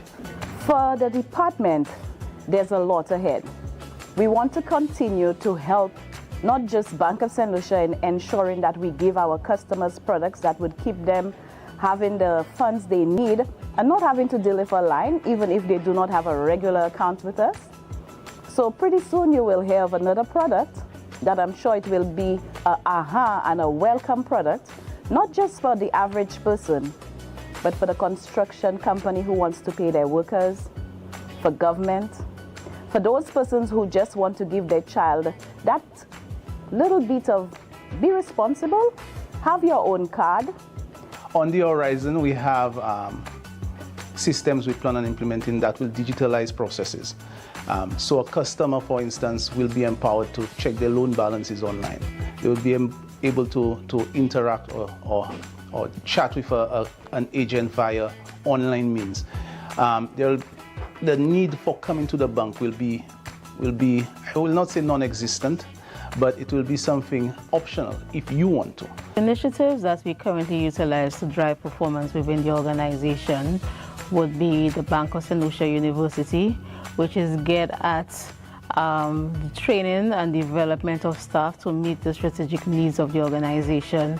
We've also implemented a reward and recognition program which seeks to reinforce the desired behaviors and performance of our team. Our vision for the Department of Investment Banking Services is to democratize investments in St. Lucia and the outside, by the extension, the ECCU. We need to work on education, educating the general public that investment is not just for the well-to-dos, the rich man. It's also for every single one of us. So this is a mission that we have, Investment Banking Services, to spread our tentacles far and wide across the width and breadth of St. Lucia. The bank has always innovated, and a core characteristic of Bank of St. Lucia has always been continuous growth and innovation. And I think the fund represents a change in tone for the bank, coming from that period where we were more focused on surviving, and you could have seen it in our mission and vision. Our bank, strong, secure, profitable. Well, we are profitable now. We are strong, we are secure. And the fund represents a switch in the tone in that we are now looking to explore and expand into new spaces and new business lines, and we want to take the public along with us, take our staff along with us. What the future looks like for us is that we can, in fact, play a significant role in development without necessarily taking on the huge risk that we did back then. And one mechanism is syndications, whereby we can certainly lead on major development initiatives through project financing by inviting other institutions to lend with us in a syndication arrangement, whereby the risk is shared and we would still be able to deliver to the national development imperatives. I could see a very bright future ahead for the bank. We have the asset to support it. We have the customer support to support it. We have the systems. I could tell our share price is way undervalued. I could see the share price increasing many times over. I think it's one of the best places to work, and I think that customers should continue to have the confidence in the bank because we're only growing better, bigger and stronger. Planning is always one of the major things. Our strategic plan, we do a 3-year cycle, but every year we review it because for us it is not about a 1-year profitability, but sustained profitability. So you look at your core business and to see how do you strategize to maintain your positioning in the market. People make statements that a lot more has been done than has been done for a long time. But despite that, disagreements happen. The more open we make the environment in terms of people's comfort around raising their concerns or putting their thinking into where the bank is going and feeling that they can question it, the more likely it is for us to have situations where we have disagreements. And I believe that it is a part of the process, that ultimately the only way to get the best out of our employees is to have an environment where they feel they can protest and they can raise issues with management, and they can question management about how we are running the bank. We have a healthy tension in the board where I would like to believe that board members feel comfortable to express disapproval on anything that's before them. And perhaps most important is the fact that I do not get involved, nor do I encourage board members to get involved in operational matters. So the management has full control over operational matters, and at no time would you, as chair, would I be involved in any way in operational matters of the bank. And I respect the MD's position. My position and that of the board is one of policy and nothing more than that. A lot of managing risk is about having good knowledge of what we do as a bank, and having that knowledge shared consistently and available to all of our staff. So we've invested in developing operational manuals across the bank, which didn't exist before. We're doing the last big push to implement a full operations manual for the bank. We've done areas like credit and corporate banking and investment banking. I am very excited. I keep saying that to the management and the employees about the future of this bank. Already we are the biggest financial institutions in the Eastern Caribbean Union, and that's not an accident. The last 2 years we have seen this organization grown in leaps and bounds. I mean, in 2022, I think we had about $40 million. In 2023, we're doing $70 million in profits. And 2024, it's likely to go up again. I think the future looks rather bright for us. And like I said, I think where the difference is going to be is in terms of how we develop our people in the bank. Over the years, the story of Bank of St. Lucia has been written not only by those within its walls, but also by clients, collaborators, and leaders across every sector of the economy. Their experiences speak to partnership, trust, and a shared commitment to national development. These are the voices of those who continue to build alongside the bank. I am so proud of Bank of St. Lucia, knowing that, yes, we are one of the stronger economies in the OECS, and our indigenous bank has been able to rise to the occasion and expand and also get the best people in the best positions to take it to the next level. I have dealt primarily with the bank, BOSL. I have relationships with the other banks, but the reason why I've stayed with them because I view them as number one. When it comes to customer service, if I can compare them with some of the others that I deal locally, they far exceed in terms of excellence when it comes to responding to customers. The last time when we negotiated our interest rate, my son Sanovnik was there, and honestly, I was even a little bit embarrassed because he was not letting up. That is what we wanted, and this is how we wanted it. We wanted to make sure that we were able to pay, and we couldn't pay. But as a local, I must say that they have given us a good rate, and we have paid all through COVID. Whatever it is that they ask us for, we abide. I think BOSL is our bank, and I'm bringing people to you all too. I have told people about BOSL. And I said, they're understanding. You can call them anytime, any day. They're always there to listen. Momentum is a powerful thing. Once it takes hold, it fuels confidence, accelerates progress, and transforms belief into reality. And that's exactly where BOSL stands today. The foundation has been set, the trajectory is clear, and what was once just an idea is now a tangible path forward. As we step into this next phase, we reflect on what it took to get here and where the journey leads next.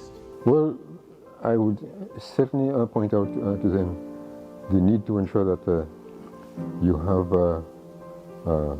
a common vision at the top. And I noticed that they have been making profits for some time now. All right? So that tells me that we need to ensure that this focus of nationalism, which underlay the establishment of institutions, is not entirely forgotten and given up. It should always be there. There will be a generation of solutions who can't adjust to these changes, especially the elderly who are accustomed of dealing with the banks in a very different way from this younger generation. But it does mean that we need to continue to make those changes, to modernize the services that we offer. If our focus is on wealth creation, okay, and we don't have character, honesty, just follow the biblical principles. Love thy neighbor as thyself. Have empathy, okay? Don't let greed absorb us. We're not going anywhere. And it's not making us happier. It's not making us happier. The little man at Mopo, going to his garden and so on, must be happier than we are. Financially, they are going in the right direction. I'm pleased with that, and let us see how best all of St. Lucia can support them. I'm very proud of the bank. I'm a shareholder actually in the bank, a very small shareholder. But of course, I agonized during the period when they were down, but they've now shown the capacity to be able to recover. So what I would say to them is to steer an even course, be prudent, and let us learn from the mistakes of the past and build on them to a greater and brighter future. And I believe the young generation now have more opportunities, more scope, and more exposure of technology, etc., to be able to do a better job than we have done in our day. So I want the young people to look at that as a model, to see an idea can develop into something big, almost as a miracle, because an idea, once you conceive it and you believe in it, you can achieve it. There's a saying I think that I've heard many times in my career is that if you inherit a situation where everything is good, you have nothing to build and innovate. But if you inherit a situation that has challenges, it actually presents a great opportunity. So for me, this was a great opportunity to help people to see that the bank could be different. And I think we have more people who believe now that the bank is different and who did not in the past, which is. That's very important to me. But I mean, legacy is not something that I think about a whole lot. I think that's for the people who work with to determine how they want to see my career when it ultimately comes to an end. I think what my focus has been, however, is on impacting the people who work here. I would like to see a bank that is very stable, as respected in the community, is trusted. I mean, that word trust is so important because there's the whole edifice of a bank. And the bank doesn't have unnecessary interference from political entities. And that's why I say it will be respected. And it continues to be along the path of growth and of benefit to the shareholders, enhance the benefit to the shareholders. I think I've been very lucky in my career that I've worked in circumstances where I've been forced to learn how to become resilient, learn how to come back at it every day. It doesn't matter what happened yesterday, and get back to the things that you need to do. And seeing that start to take hold in the bank, where when we get together every Monday at the executive team or every month at management team, people are getting comfortable with the iterative process of and look, it seems like drudgery in the beginning, but then it gets like a bit of a fun one, because I say to them all the time, you just have to look back. Just look back at what we had on the list before and what we don't have now, and you'll see the progress that we have made, and that confidence is starting to build in the company, where people believe that, yeah, we can execute, we can do things, we can become like the international banks in terms of capacity. We can be world class, because we're not there on every level, but on these levels we are pretty close. The Pathways to Prosperity is ongoing, shaped by vision, discipline, and shared commitment. Managing Director Rolf Phillips has led Bank of St. Lucia with clarity, resilience, and a firm resolve to secure its future. But leadership is never a solitary pursuit. It is the steady hand of the chairman, the guidance of the board, the strength of the executive, and the commitment of every team member that turn vision into reality. As this chapter of the BOSL story comes to a close, the foundation remains solid, the mission clear, and the focus firmly on what lies ahead.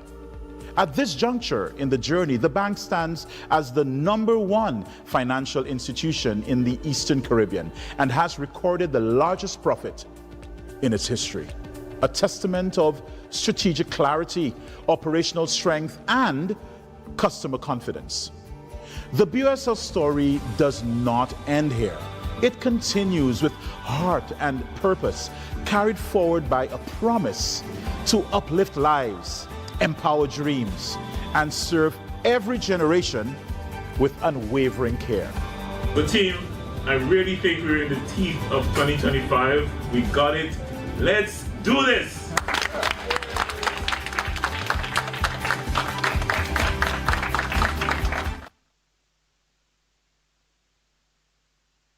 So, ladies and gentlemen, a round of applause to those on our panel at this time.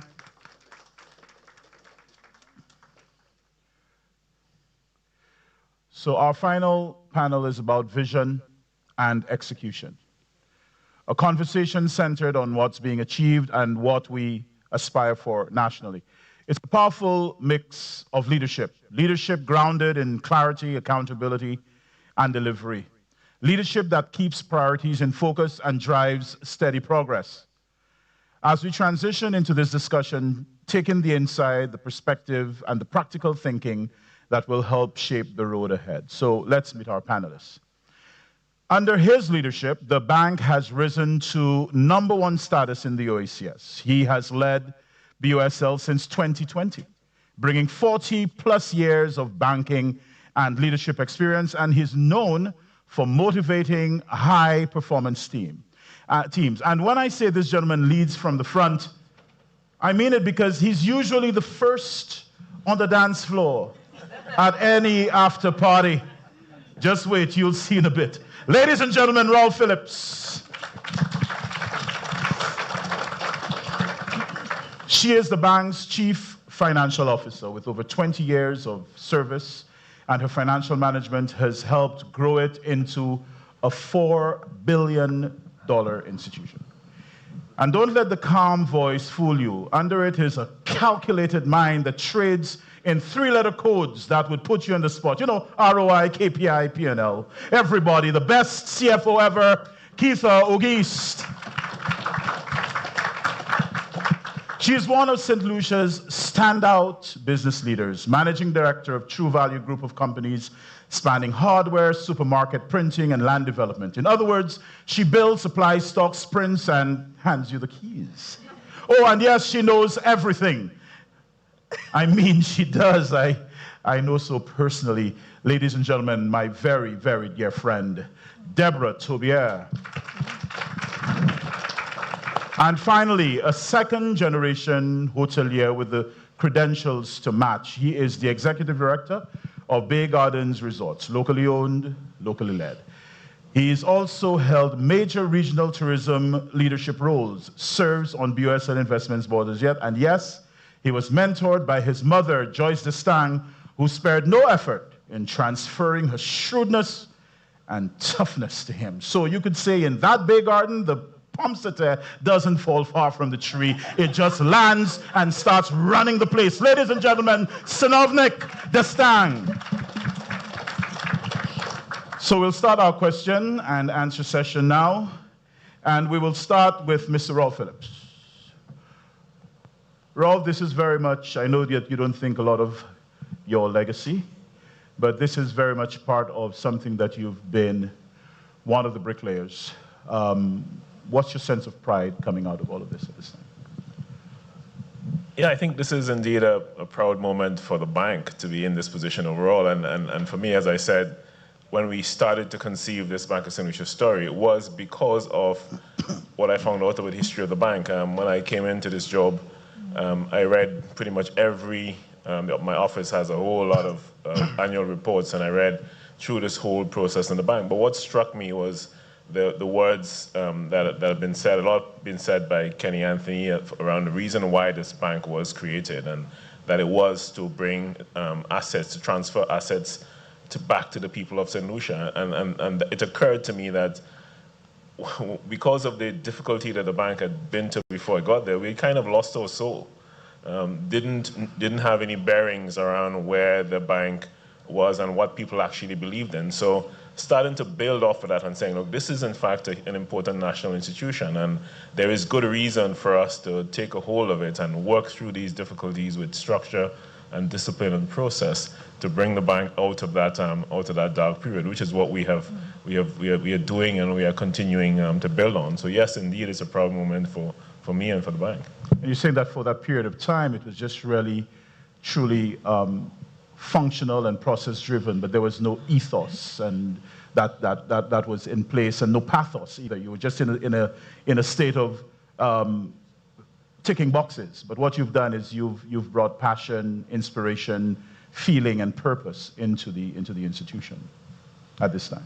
Yeah, I mean, I think when I looked at the mission vision of the bank at the time, it was clearly a mission vision that was just about survival. It was, about a return to profitability. Our bank, large, secure, profitable. So it spoke to a mission that says, hey, we just have to get out of this circumstance that we're in to return the bank to some measure of profitability. But once we started to, that mission does not necessarily inspire people to believing something that's bigger than themselves. So we convinced the board that the bank was already starting to take a hold of its structure and starting to see some measure of improvement in our performance. And we said, look, we need to get a mission vision that is bolder, that people can see it, that has national significance. And the board were convinced, and we got together and did a lot of work on a broad-based, with staff from all levels of the bank for the first time involved in putting words together that we could aspire to. And we came up with this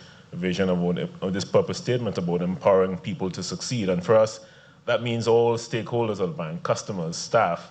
And it sort of gave us the basis to galvanize the support of staff into saying, like, this is a national institution. We are really important. We're almost as big as a utility in terms of our meaning for the country. So we need to embrace that purpose and to build a strong bank around it. Well said. Sat next to you is Deborah Tobias. She's had a journey with you as well. I don't think that it's all butterflies and roses. She's had her own challenges that I've had to counsel her on at times. I'm just kidding.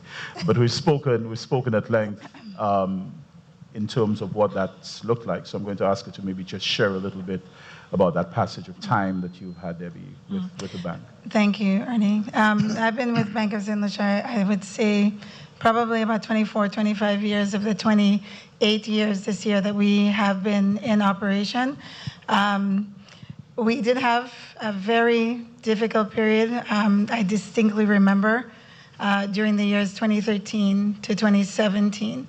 I think that despite my conduct and my performance as a business owner, the bank understandably went through a very difficult period itself. We're also very minor shareholders.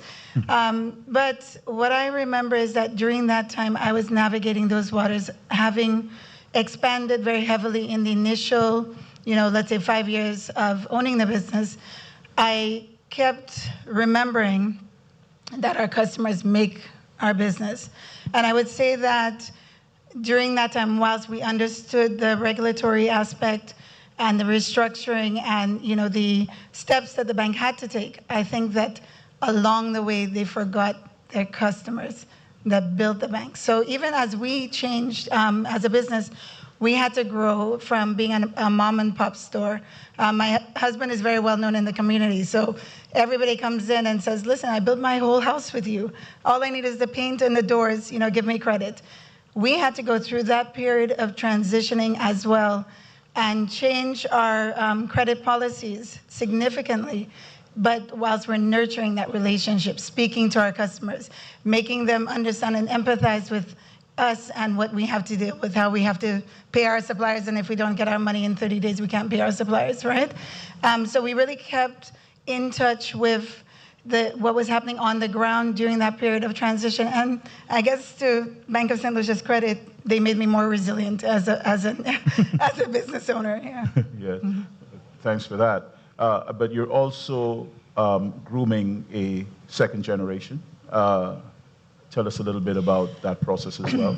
Yes, I'm very proud and happy to have my daughter, who is here in the audience, Kristen Hamal, and our son, Kenneth Tobias, in the business. I think it's really important for them to understand, again, the same philosophical values the things we've stood for over all of the years, I mean, almost 3 decades in business, and for them to understand that even as we now experience prosperity and it's not as difficult to manage the business from a financial risk perspective, that they understand all of those basic things that we have done over the years, and it never becomes something that is out of our sight. So even as we look at handing over the reins at some point, it's really, really important to me, and they probably hear it all too often, that they have to understand that we need to empathize, we need to, engage in our CSR. It's part of who we are.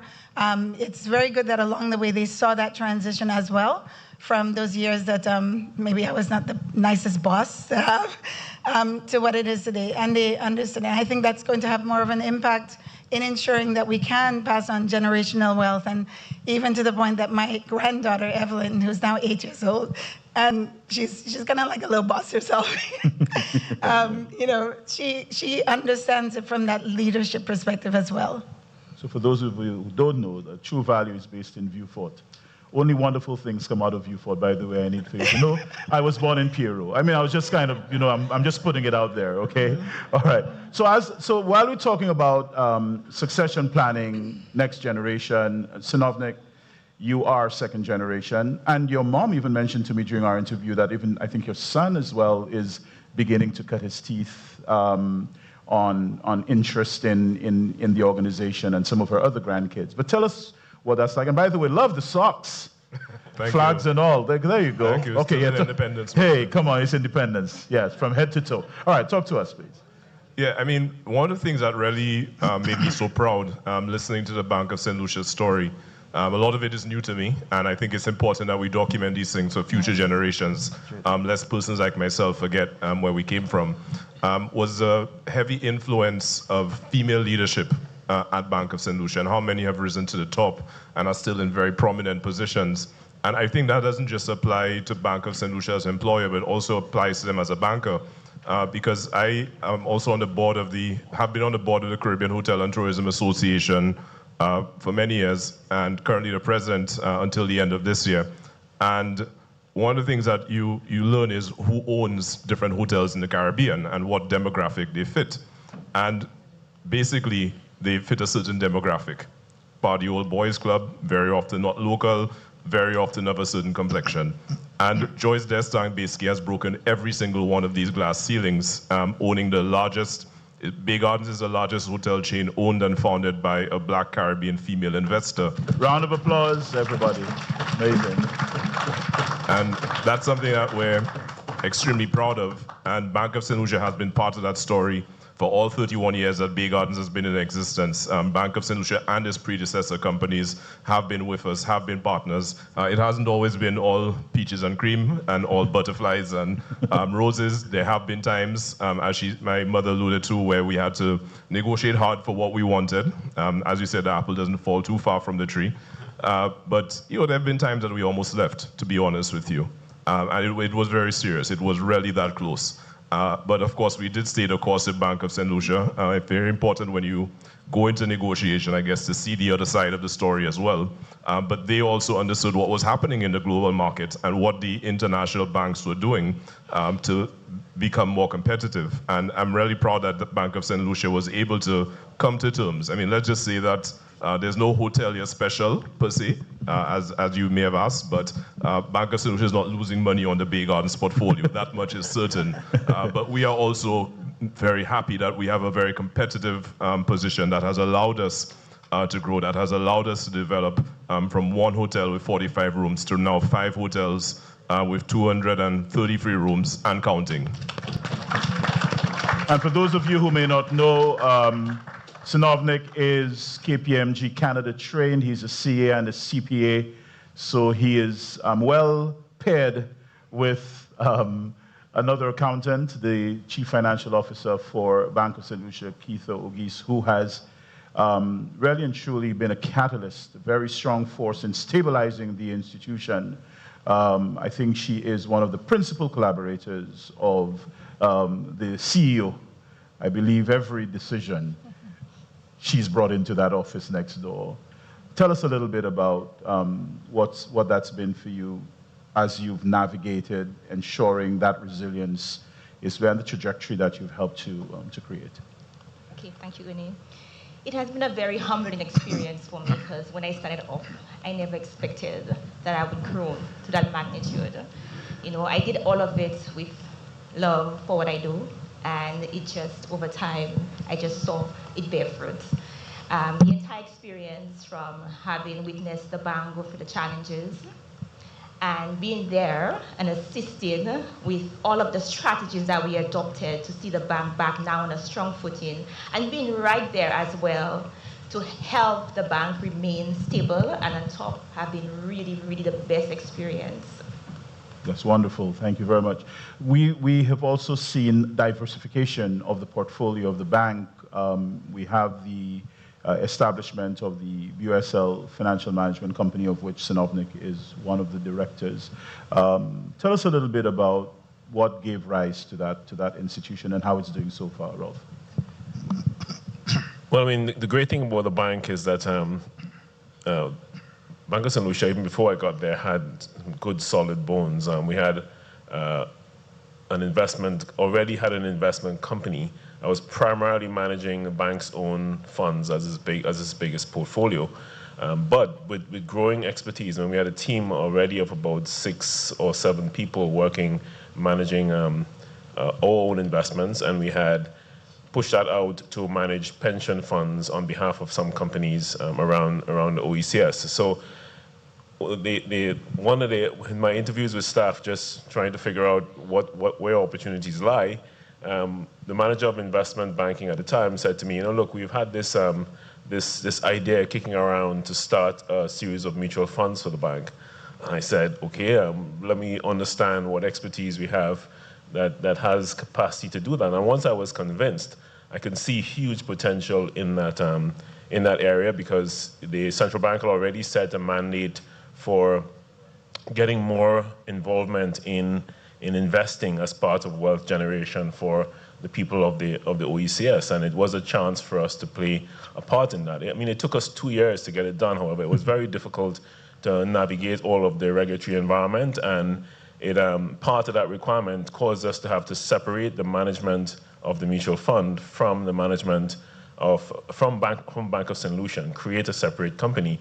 So all of that was very difficult. It gave us a real opportunity to now be able to offer an investment management company that, while it carried the name and backing of Bank of St. Lucia, it was called Bank of St. Lucia Fund Management Company. So a little bit of separation, which means that we could go to other companies, including other financial institutions, especially because we know how hard it is to build a set of mutual funds, and say, look, you can join us as a broker. You don't have to start all over. You can sell all mutual funds. We can manage investments on your behalf. And the company, we just launched the mutual fund in Antigua to great reception. We launched in St. Vincent. We will soon launch in Grenada and through the OECS. But it really gives us a chance to be a part of this next phase of wealth creation across the OECS by bringing investment and wealth creation to many more people than would have had access before. Yeah, definitely. Synovnik, in terms of relationship banking and the importance of banks being more flexible in how they view the business space, are you heartened that Bank of St. Lucia is sort of not like your kind of typical bank that just looks at figures, but also takes into consideration the broader 50,000 feet of the ground view of a situation with some level of vision? Do you think that Bank of St. Lucia is getting there? How does that work out? I think certainly, well, I did mention at some point we almost parted ways. Yeah. And as part of that, we formed a secondary relationship with another bank that we almost went to. And in dealing with the two, it's very clear that Bank of St. Lucia is really different from a flexibility standpoint. And you saw that firsthand during COVID, right? Now, I know a lot of hotels and other businesses got moratoriums and so on, but they had to wait quite some time for the hospitality sector to bounce back. And when I compare to some of the stories from hoteliers in other islands dealing with other non-indigenous banks, it's very clear that Bank of St. Lucia is very much there. There are things, of course, that can be improved upon when it comes to that, but I was very, very satisfied with that, because that was perhaps the worst thing that many of us had been through in the hospitality sector and just overall in the business sector. Hopefully nothing that we will go through again, but at least you know that if you do go through something like that again, whether it's geopolitical driven or economic or other shocks and challenges, that you have a partner in Bank of St. Lucia who is patient and is going to be willing to wait with you for that turnaround and really be a partner with you during that difficult time. Very well said. How do you, Keith, really have that delicate balance between aggressive growth, but managing and controlling and being very fiscally prudent, knowing that overnight, especially in very interesting times, things can turn on a dime? Okay, well, we know we can't remain stagnant. We definitely have to grow the business. So any initiative for growth, I ensure that every value created could pay for itself. So on an ongoing basis, I ensure that there is proper cost-benefit assessments and that any initiative to grow the business aligns to our strategic vision, that it actually, it either grows the core business or it creates new forms of generating income and also creates value for our customers. And that, as we indicated, our new vision mission is to power success for individuals. So we ensure that it's all aligned to our strategic vision. Also, we ensure that we have internal capacity, because it's very easy for us to grow, but grow without thinking. So we ensure that we have the people, the systems, and the bandwidth to ensure that we don't encounter any cost overruns. It's very important for us to continue to safeguard our capital that we've worked so hard to build. So we also ensure we have a good ROI, return on our investment, before we go ahead. And we also ensure that we prioritize adequately, that there is no other initiative or that is more important, that we're not rushing. We have to think clearly, just so that we ensure that with the limited resources that we have, that we go the right route. So as much as we want to grow carefully and not carelessly. Very good. I told you all, don't let that calm, sweet voice fool you. She's fire in there. And Debbie, final question to you. Moving forward, how do you see that relationship with the bank growing? Well, after having been here so long, I see the relationship only growing. As a matter of fact, we are now negotiating significant finance. And even though I did say to Janelle recently that I'm a bit risk averse and I have not negotiated such significant loans since 2006, but I guess now it's something that I can look 5 years, 10 years down the line. And one of the things I'd like to see happening, though, is that the bank engages in more public information sharing. I think there is legislation afoot now to actually have a credit reporting bureau, which is something that's really going to strengthen the bank locally and even regionally to engage in lending. But also to just include some sort of education for the consumer. Financial literacy is very important to ensure that as the bank moves along with the various programs, initiatives, credit cards, loans, etc., that this also strengthens our society's ability to manage it responsibly. Thank you. Final words from you, Rolf, as we bring the curtains down on this panel. Again, moving forward, what's in the crystal ball? Well, I think as on this issue of financial literacy, it's a really important initiative for the bank. But first, we had to do a lot of work to build up the level of knowledge internally so that our people can take part in their financial literacy programs. They themselves had to be financially literate, and we launched, I think, about 3 years, and now we launched an internal university called Bank of St. Lucia University, and we recognized at the time that people needed to understand banking. There really was not a lot of core training in banking, so we developed first course on law and practice of banking, and we're now in our third cohort of internal staff. So this is about 30, I think, individuals who have completed, and we now started our third cohort with about 20 people we hire. We have a lawyer on contract who delivers that course to our staff to help them to become more professional. And we also brought in that the bank pays a license with a company called Coursera to make available a whole vast of courses, training courses in finance to our team that they access for free. And we're now up to, I think, about 1,500 hours of staff utilization in that program to train and develop themselves. So now when we go around the country as led by our marketing team, we go on the radio, we go on television, we go to communities. We have a range of staff who are very capable to provide financial education to our customers, and they can take part in that. I mean, we see ourselves very much aligned with the programs of the government and with the central bank to develop the country. That imperative is important to us, and as the bank builds up its capital base, it means we can provide more funding to bigger projects. We can lead syndications where we bring banks together to provide funding for national development projects, including both commercial and public sector. So it's key. The bank needs to stay on this path where it keeps generating capital and becoming stronger. We just about a little bit short of $4 billion in assets, and we expect to do everything we can internally to keep Bank of St. Lucia growing. St. Lucia is in fact the largest geography, which means that we have more people available to do business with than any other country in the OECS, and as a result of that, our institution should lead the way. We have enough scale if we run a good, credible bank to lead the way going forward, and we intend, with the support of the board, to do that.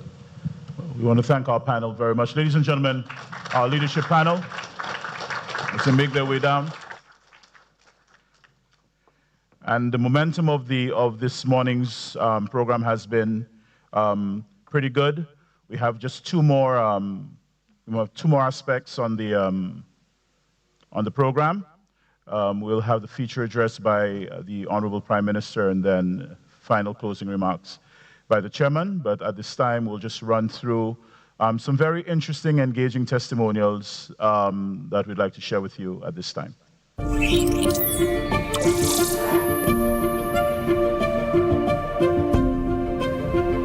You know, a real great BOSL story isn't just about your own success. It's about how you help others along the way, empowering them up to succeed in every part of their lives. Man, I gotta say, I'm one lucky guy. Working here at BOSL, having mentors like Lawrence, it's been a game changer. Lawrence knows how to balance life and handle some serious pressure. Well, Yusuf, he has a very bright future here at the bank. He's got a drive, teachable spirit, and always willing to go the extra mile. I see a lot of potential in him. When I first came here as an intern, I just kind of hit the ground running. I moved around a bit, learning as much as I could, soaking it all in. Now, my plan is to build a solid career here, climb the ladder, and see how far I could go. Looking back at my 30 years at Bank of St. Lucia, if I had to do it again, I'd still choose BOSL. No regrets at all.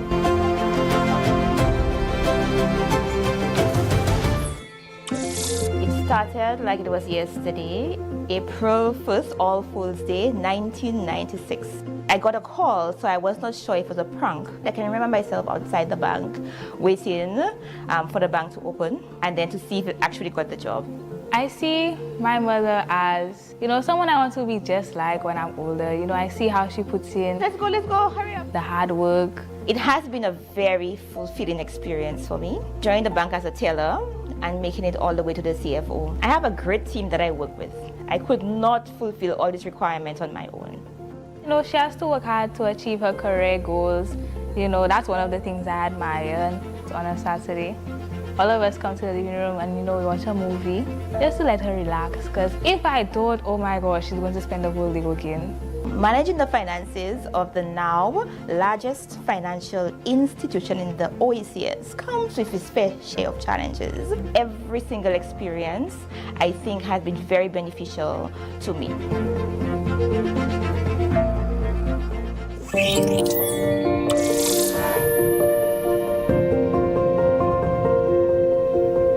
was just 6 years old when our true value story started. Mommy and Daddy decided to take a huge leap of faith by starting a hardware store down here in the South in Vieux Fort. Back then, it was a pretty small town, not much going on, so it was a pretty big risk. As kids, we were always watching and learning, and there's one thing that always stood out. You can't run a successful business without a good bank behind you. For us, that's been Bank of St. Lucia.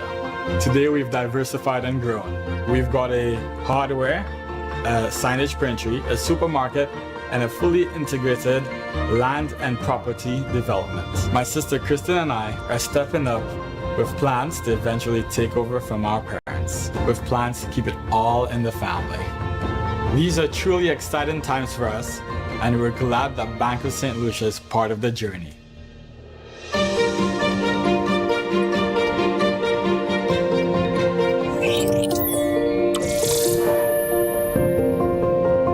For as long as I can remember, Bank of St. Lucia has been a part of my life. It started 35 years ago with my mom, Palace Eaton, who worked at the National Commercial Bank, NCB, that later became Bank of St. Lucia. I'd sit in her office for hours sometimes, observing her work. My very first account was with Bank of St. Lucia. My student loan, my first credit card, and even the business loan that helped me start my business to sell was all made possible with Bank of St. Lucia. When my mom passed, it was one of the hardest moments of my life. We were extremely close, especially being the only child. She always supported my dreams and gave me so many wonderful memories. But one of the greatest things that she gave me was my introduction to my financial partner, Bank of St. Lucia. And for that, I will always be grateful.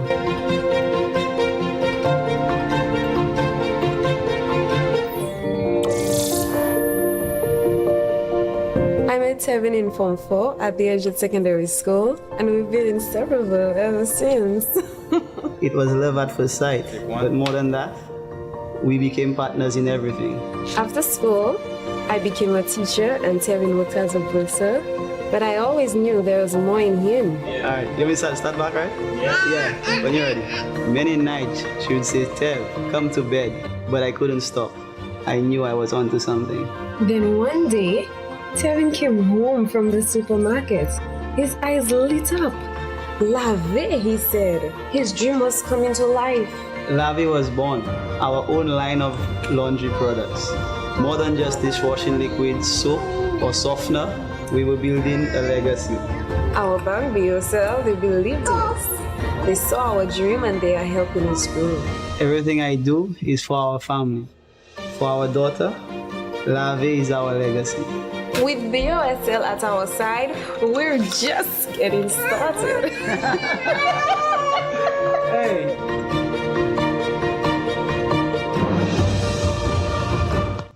Round of applause. Persons to dream on. So what we have witnessed today is an inheritance built by those before, carried by those now, and meant for generations to come. And in that same spirit of stewardship, it's only fitting that we now hear from the country's Prime Minister, who has had a grueling few days of engagements as we are in the heart of independence, yet still, he found the time to be here this morning. Let us show our gratitude as I welcome Prime Minister Honorable Philip J. Pierre to the podium. This way. Yeah, I know you have skills. I know you have skills.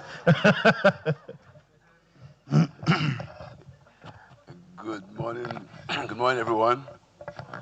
Let me recognize my cabinet colleagues, the CEO, Managing Director of Bank of St. Lucia, the board of directors, customers, staff, all of you of a higher net worth than me. So I am in good company. First of all, let me congratulate the innovators, the people who started that bank, that institution in 1979. I was around that time. wasn't deeply involved, but I was around. And I just wanted to tell you that that was a vision. And there's a belief that the party that I belong to is anti-government and anti-business. And even my friend Everest said something a while ago, which I will defend. Everest spoke about political interference. There's a major difference between political interference and political responsibility. That's a major difference. As I sit there, I've got more than 20 calls for people who tell me they have no water. They have no water. I cannot tell them to go to anybody at Wasco or go to anybody in a bank. They ask me for water.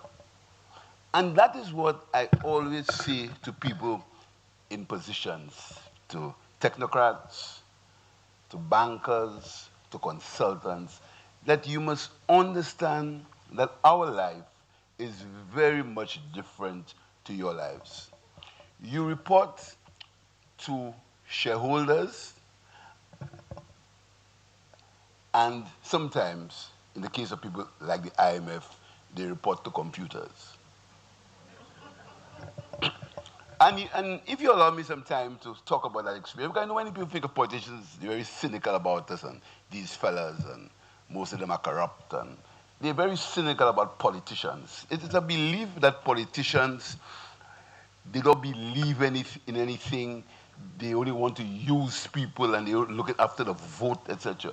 A belief which is really not true. And when you sit in a cabinet, and men tell you the pain that they go through with their constituents, realize that we are not only about getting votes. Of course, we want to get votes. Of course. So I just want to see that you must understand what we go through. And I'll come and tell you about the IMF story.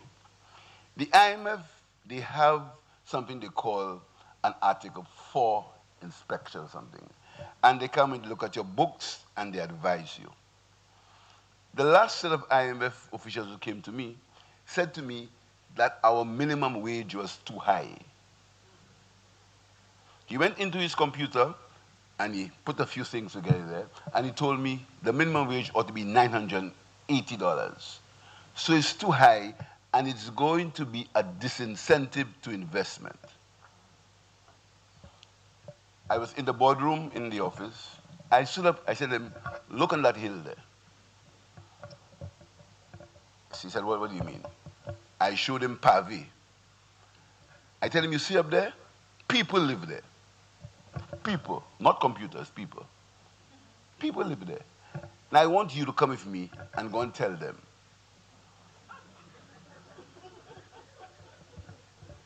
That $980 is too much money for them to get every month.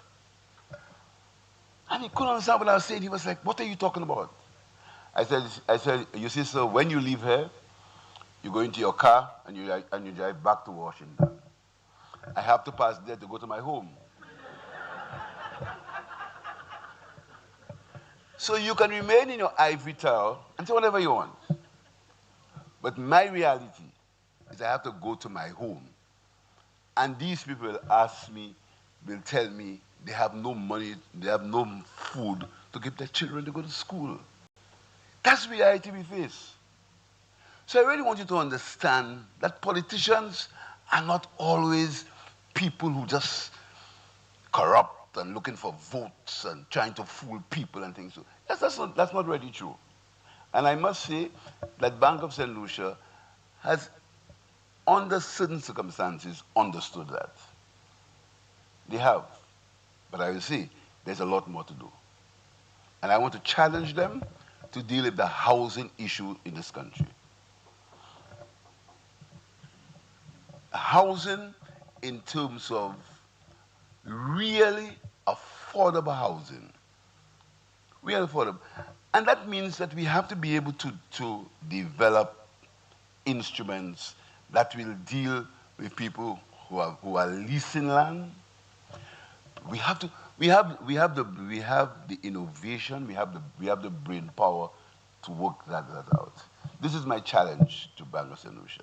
Deal with the housing situation in this country. Because St. Lucia has a very ostentatious housing pattern in some areas. But we cannot continue to allow large parts of the country to deteriorate and say, and call them these people living in them places. If we allow that to happen, in our palatial residence, as we go further north, we will not be able to live there. Because the society must not develop in a dual nature, where one set of people have all the advantages, they seem to be prospering, and the others, and the large majority of that other side, seem to be living a life of degradation, getting poorer, getting more desperate. Not an excuse for crime. Not an excuse for crime. I'm not one of the politicians that'll tell you people commit crime because they're poor, because they're hungry. I don't believe in that. But I'm saying to you, we have to find a way to level the society. And the geopolitical nature of what's happening now does not allow us to do that. So people like our institutions, Bank of St. Lucia is the largest financial institution in the OECS. Bank of St. Lucia must put together instruments that will cause a leveling of that playing field, at least as far as housing is concerned. That is my challenge to the Bank of St. Lucia, the housing situation. I'm very pleased with Bank of St. Lucia. I am the Minister of Finance. The only thing Bank of St. Lucia gives to me is a cheap pen at Christmas. I have no connection with them. Everest is my friend, he tells me nothing. And then he comes and talks about political interference. But, so I have absolutely no connection. I don't get involved in these things. All what I want the institutions to do is to deliver to the people that I serve. That's what I want. I need them to deliver to the people that I serve. So I don't have to interfere. I have enough things to deal with. Why? What must I want to know about a bank's balance sheet? Incidentally, I work in the bank for a while. Dixon knows that. So I want to congratulate you. I want to tell you to continue. And I want to tell you to stop looking at, and the technocrats in this room and the bankers, stop looking at politicians as people who always are greedy, looking for votes, don't understand, always try to put themselves in things that don't concern them. Please, don't look at us like that. We don't. My last salary change was in 2001. That's the last time I got a salary increase. 2001, right, Emma? So we're not always what people think we are. We're not. Most of us are not. Not what people think they are. But I think it's a perception that people see themselves, people see us the way they see them, the way they see themselves. And they assume that they will do what they think we do if they were us. I think that's an issue we have, because people see us as, I'm the Prime Minister, they are ministers, we have a certain amount of what we think is power. Really not really true, you know. And they perceive us as being something that we're not. So I want to congratulate you for this expose. I want to apologize for being late. I want to tell you I'm fully aligned to the ethos of the Bank of St. Lucia. I think that you're developing, you're growing without political interference. I have absolutely no reason to interfere in the Bank of St. Lucia.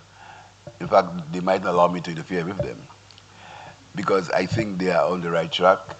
Rob will tell you the government's finances are looking good. So we don't, I think it's because of good management of the economy.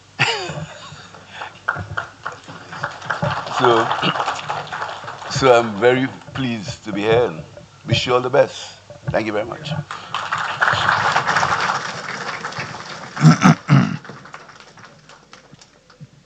Okay, thank you, Mr. Prime Minister, for making the time to join and to honor us with the significance of this national moment with your presence. And now to conclude this morning's unveiling, we invite closing remarks from the chair of the Bank of St. Lucia. It is my pleasure to bring on board Mr. Everest Jean-Marie, who will... That's correct. I was about to tell you that this is no time for you to try to rival the Prime Minister. It's not good. It's not good. Yes, please stand here. As you make your way.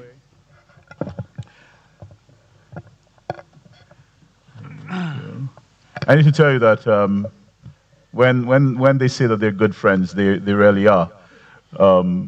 Many lunches at Jean-Marie and Sons on an afternoon, like for nearly 2 decades, I'd go there and they were always breaking bread. So, but the fact that you don't tell him anything is rather interesting. Anyway, well, I can't say that here. That's correct. I'll leave you to it. Ladies and gentlemen, the chairman of the board of directors.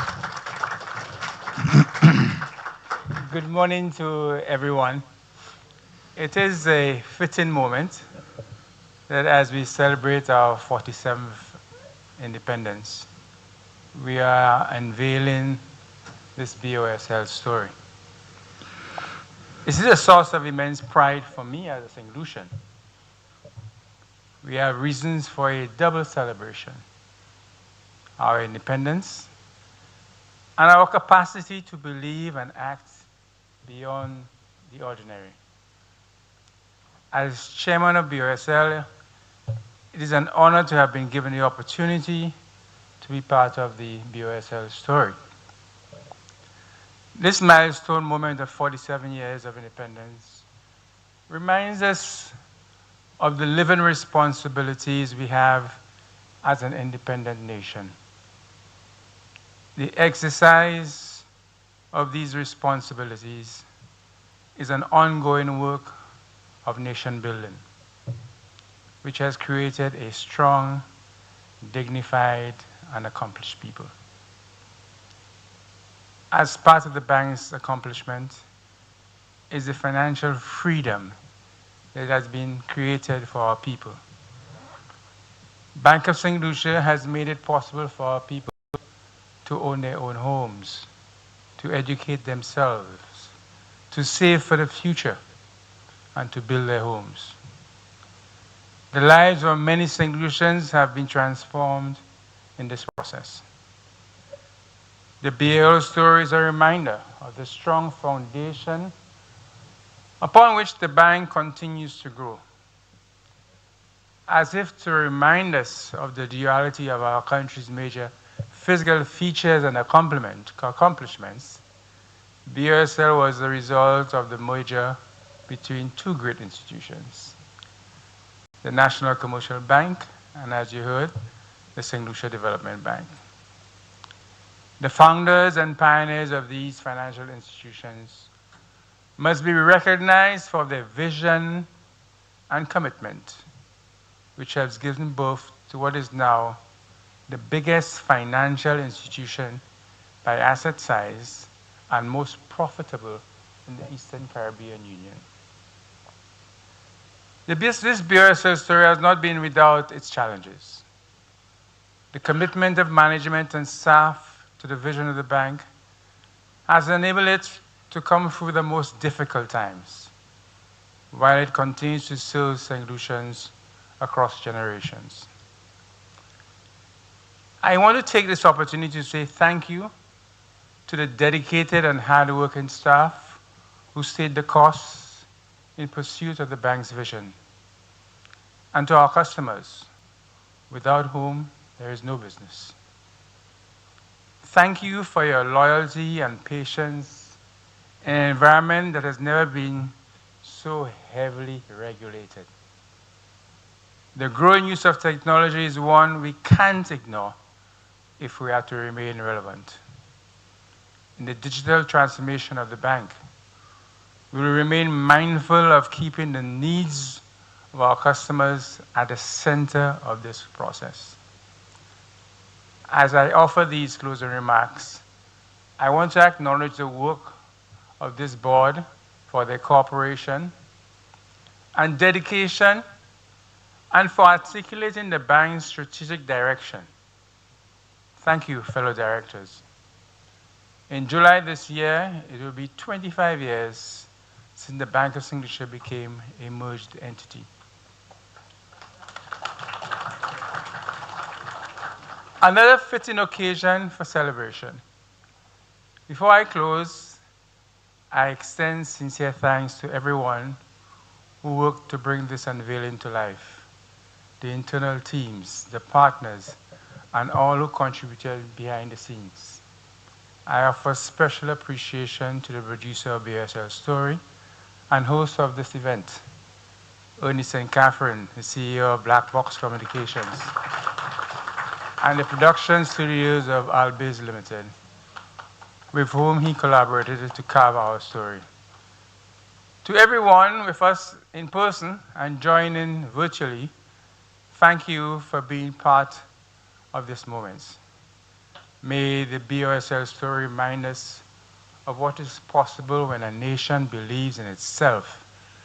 And may BOSL continue to strengthen the financial freedom of our people and businesses and plays its part in nation building. Before I close, let me just make one comment. Not to respond really to the Prime Minister, we do that elsewhere. But there are sometimes you need to protect your Prime Minister. And in protecting your Prime Minister, there are times when the less he knows, the better for him. Thank you, and may God bless St. Lucia. Thank you, my brother. That's called plausible deniability. I also want to recognize this morning, still morning. We've done really well, Rolf. The momentum has been there. Don't take him out as yet, but this little baby at the exit there is the great-grandchild of the great Victor Eudoxie, former chairman of Bank of St. Lucia. So we have about 3 generations of Eudoxies here with us today. His daughter, his granddaughter, and his great-grandson, Victor Eudoxie, Vicky Eudoxie, of precious and blessed memory. Thank you, Chairman Jamari. And to everyone who joined us this morning, thank you for sharing this moment with the BOSL family. For me personally, the journey over these past months has been wild and wonderful. Pulling this story together, the moments, the revelations, and shaping it into something we could all recognize and feel. So to the chairman, to Rolf, Jen and her team, and all those who have come together to help bring this to life, thank you for entrusting this story to us. The BOSL story is now preserved as a permanent part of our history for generations to come. To our auditorial and technical collaborators, Mitzi Allen of Hammer Productions and Albiz Limited, led by Bradley Lacan, special round of applause. They are the quiet fire. And of course, my long-suffering Black Box team, thank you.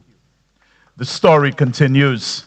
And to my fellow St. Lucians everywhere, enjoy the rest of the holiday, whether it's beach or brunch. And to everyone else, goodbye and enjoy the rest of your day as we have one last video, just 30 seconds to show you. Thank you very much. Bonne journée. Don't be nervous. You look gorgeous. Right from the beginning, through every moment, when love leads to marriage, and now you're in the home that you own, and your family's grown.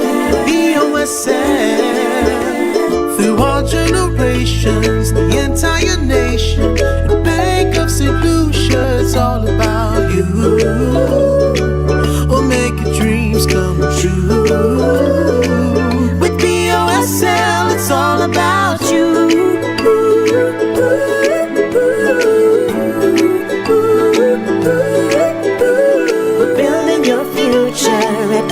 St. Lucia, the one that you can trust and believe. We're all the bank that you need.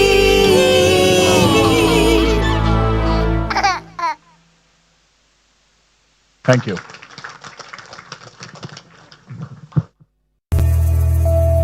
St. Lucia, the region, the diaspora, this is your invitation. I was managing the politics. To a front row seat. There was some skepticism.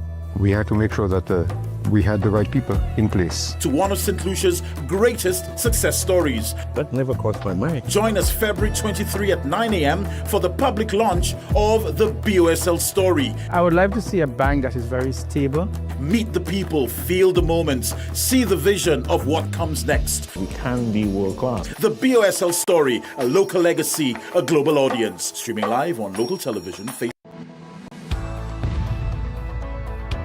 7 TV is the rising star of television in St. Lucia with our stunning 100%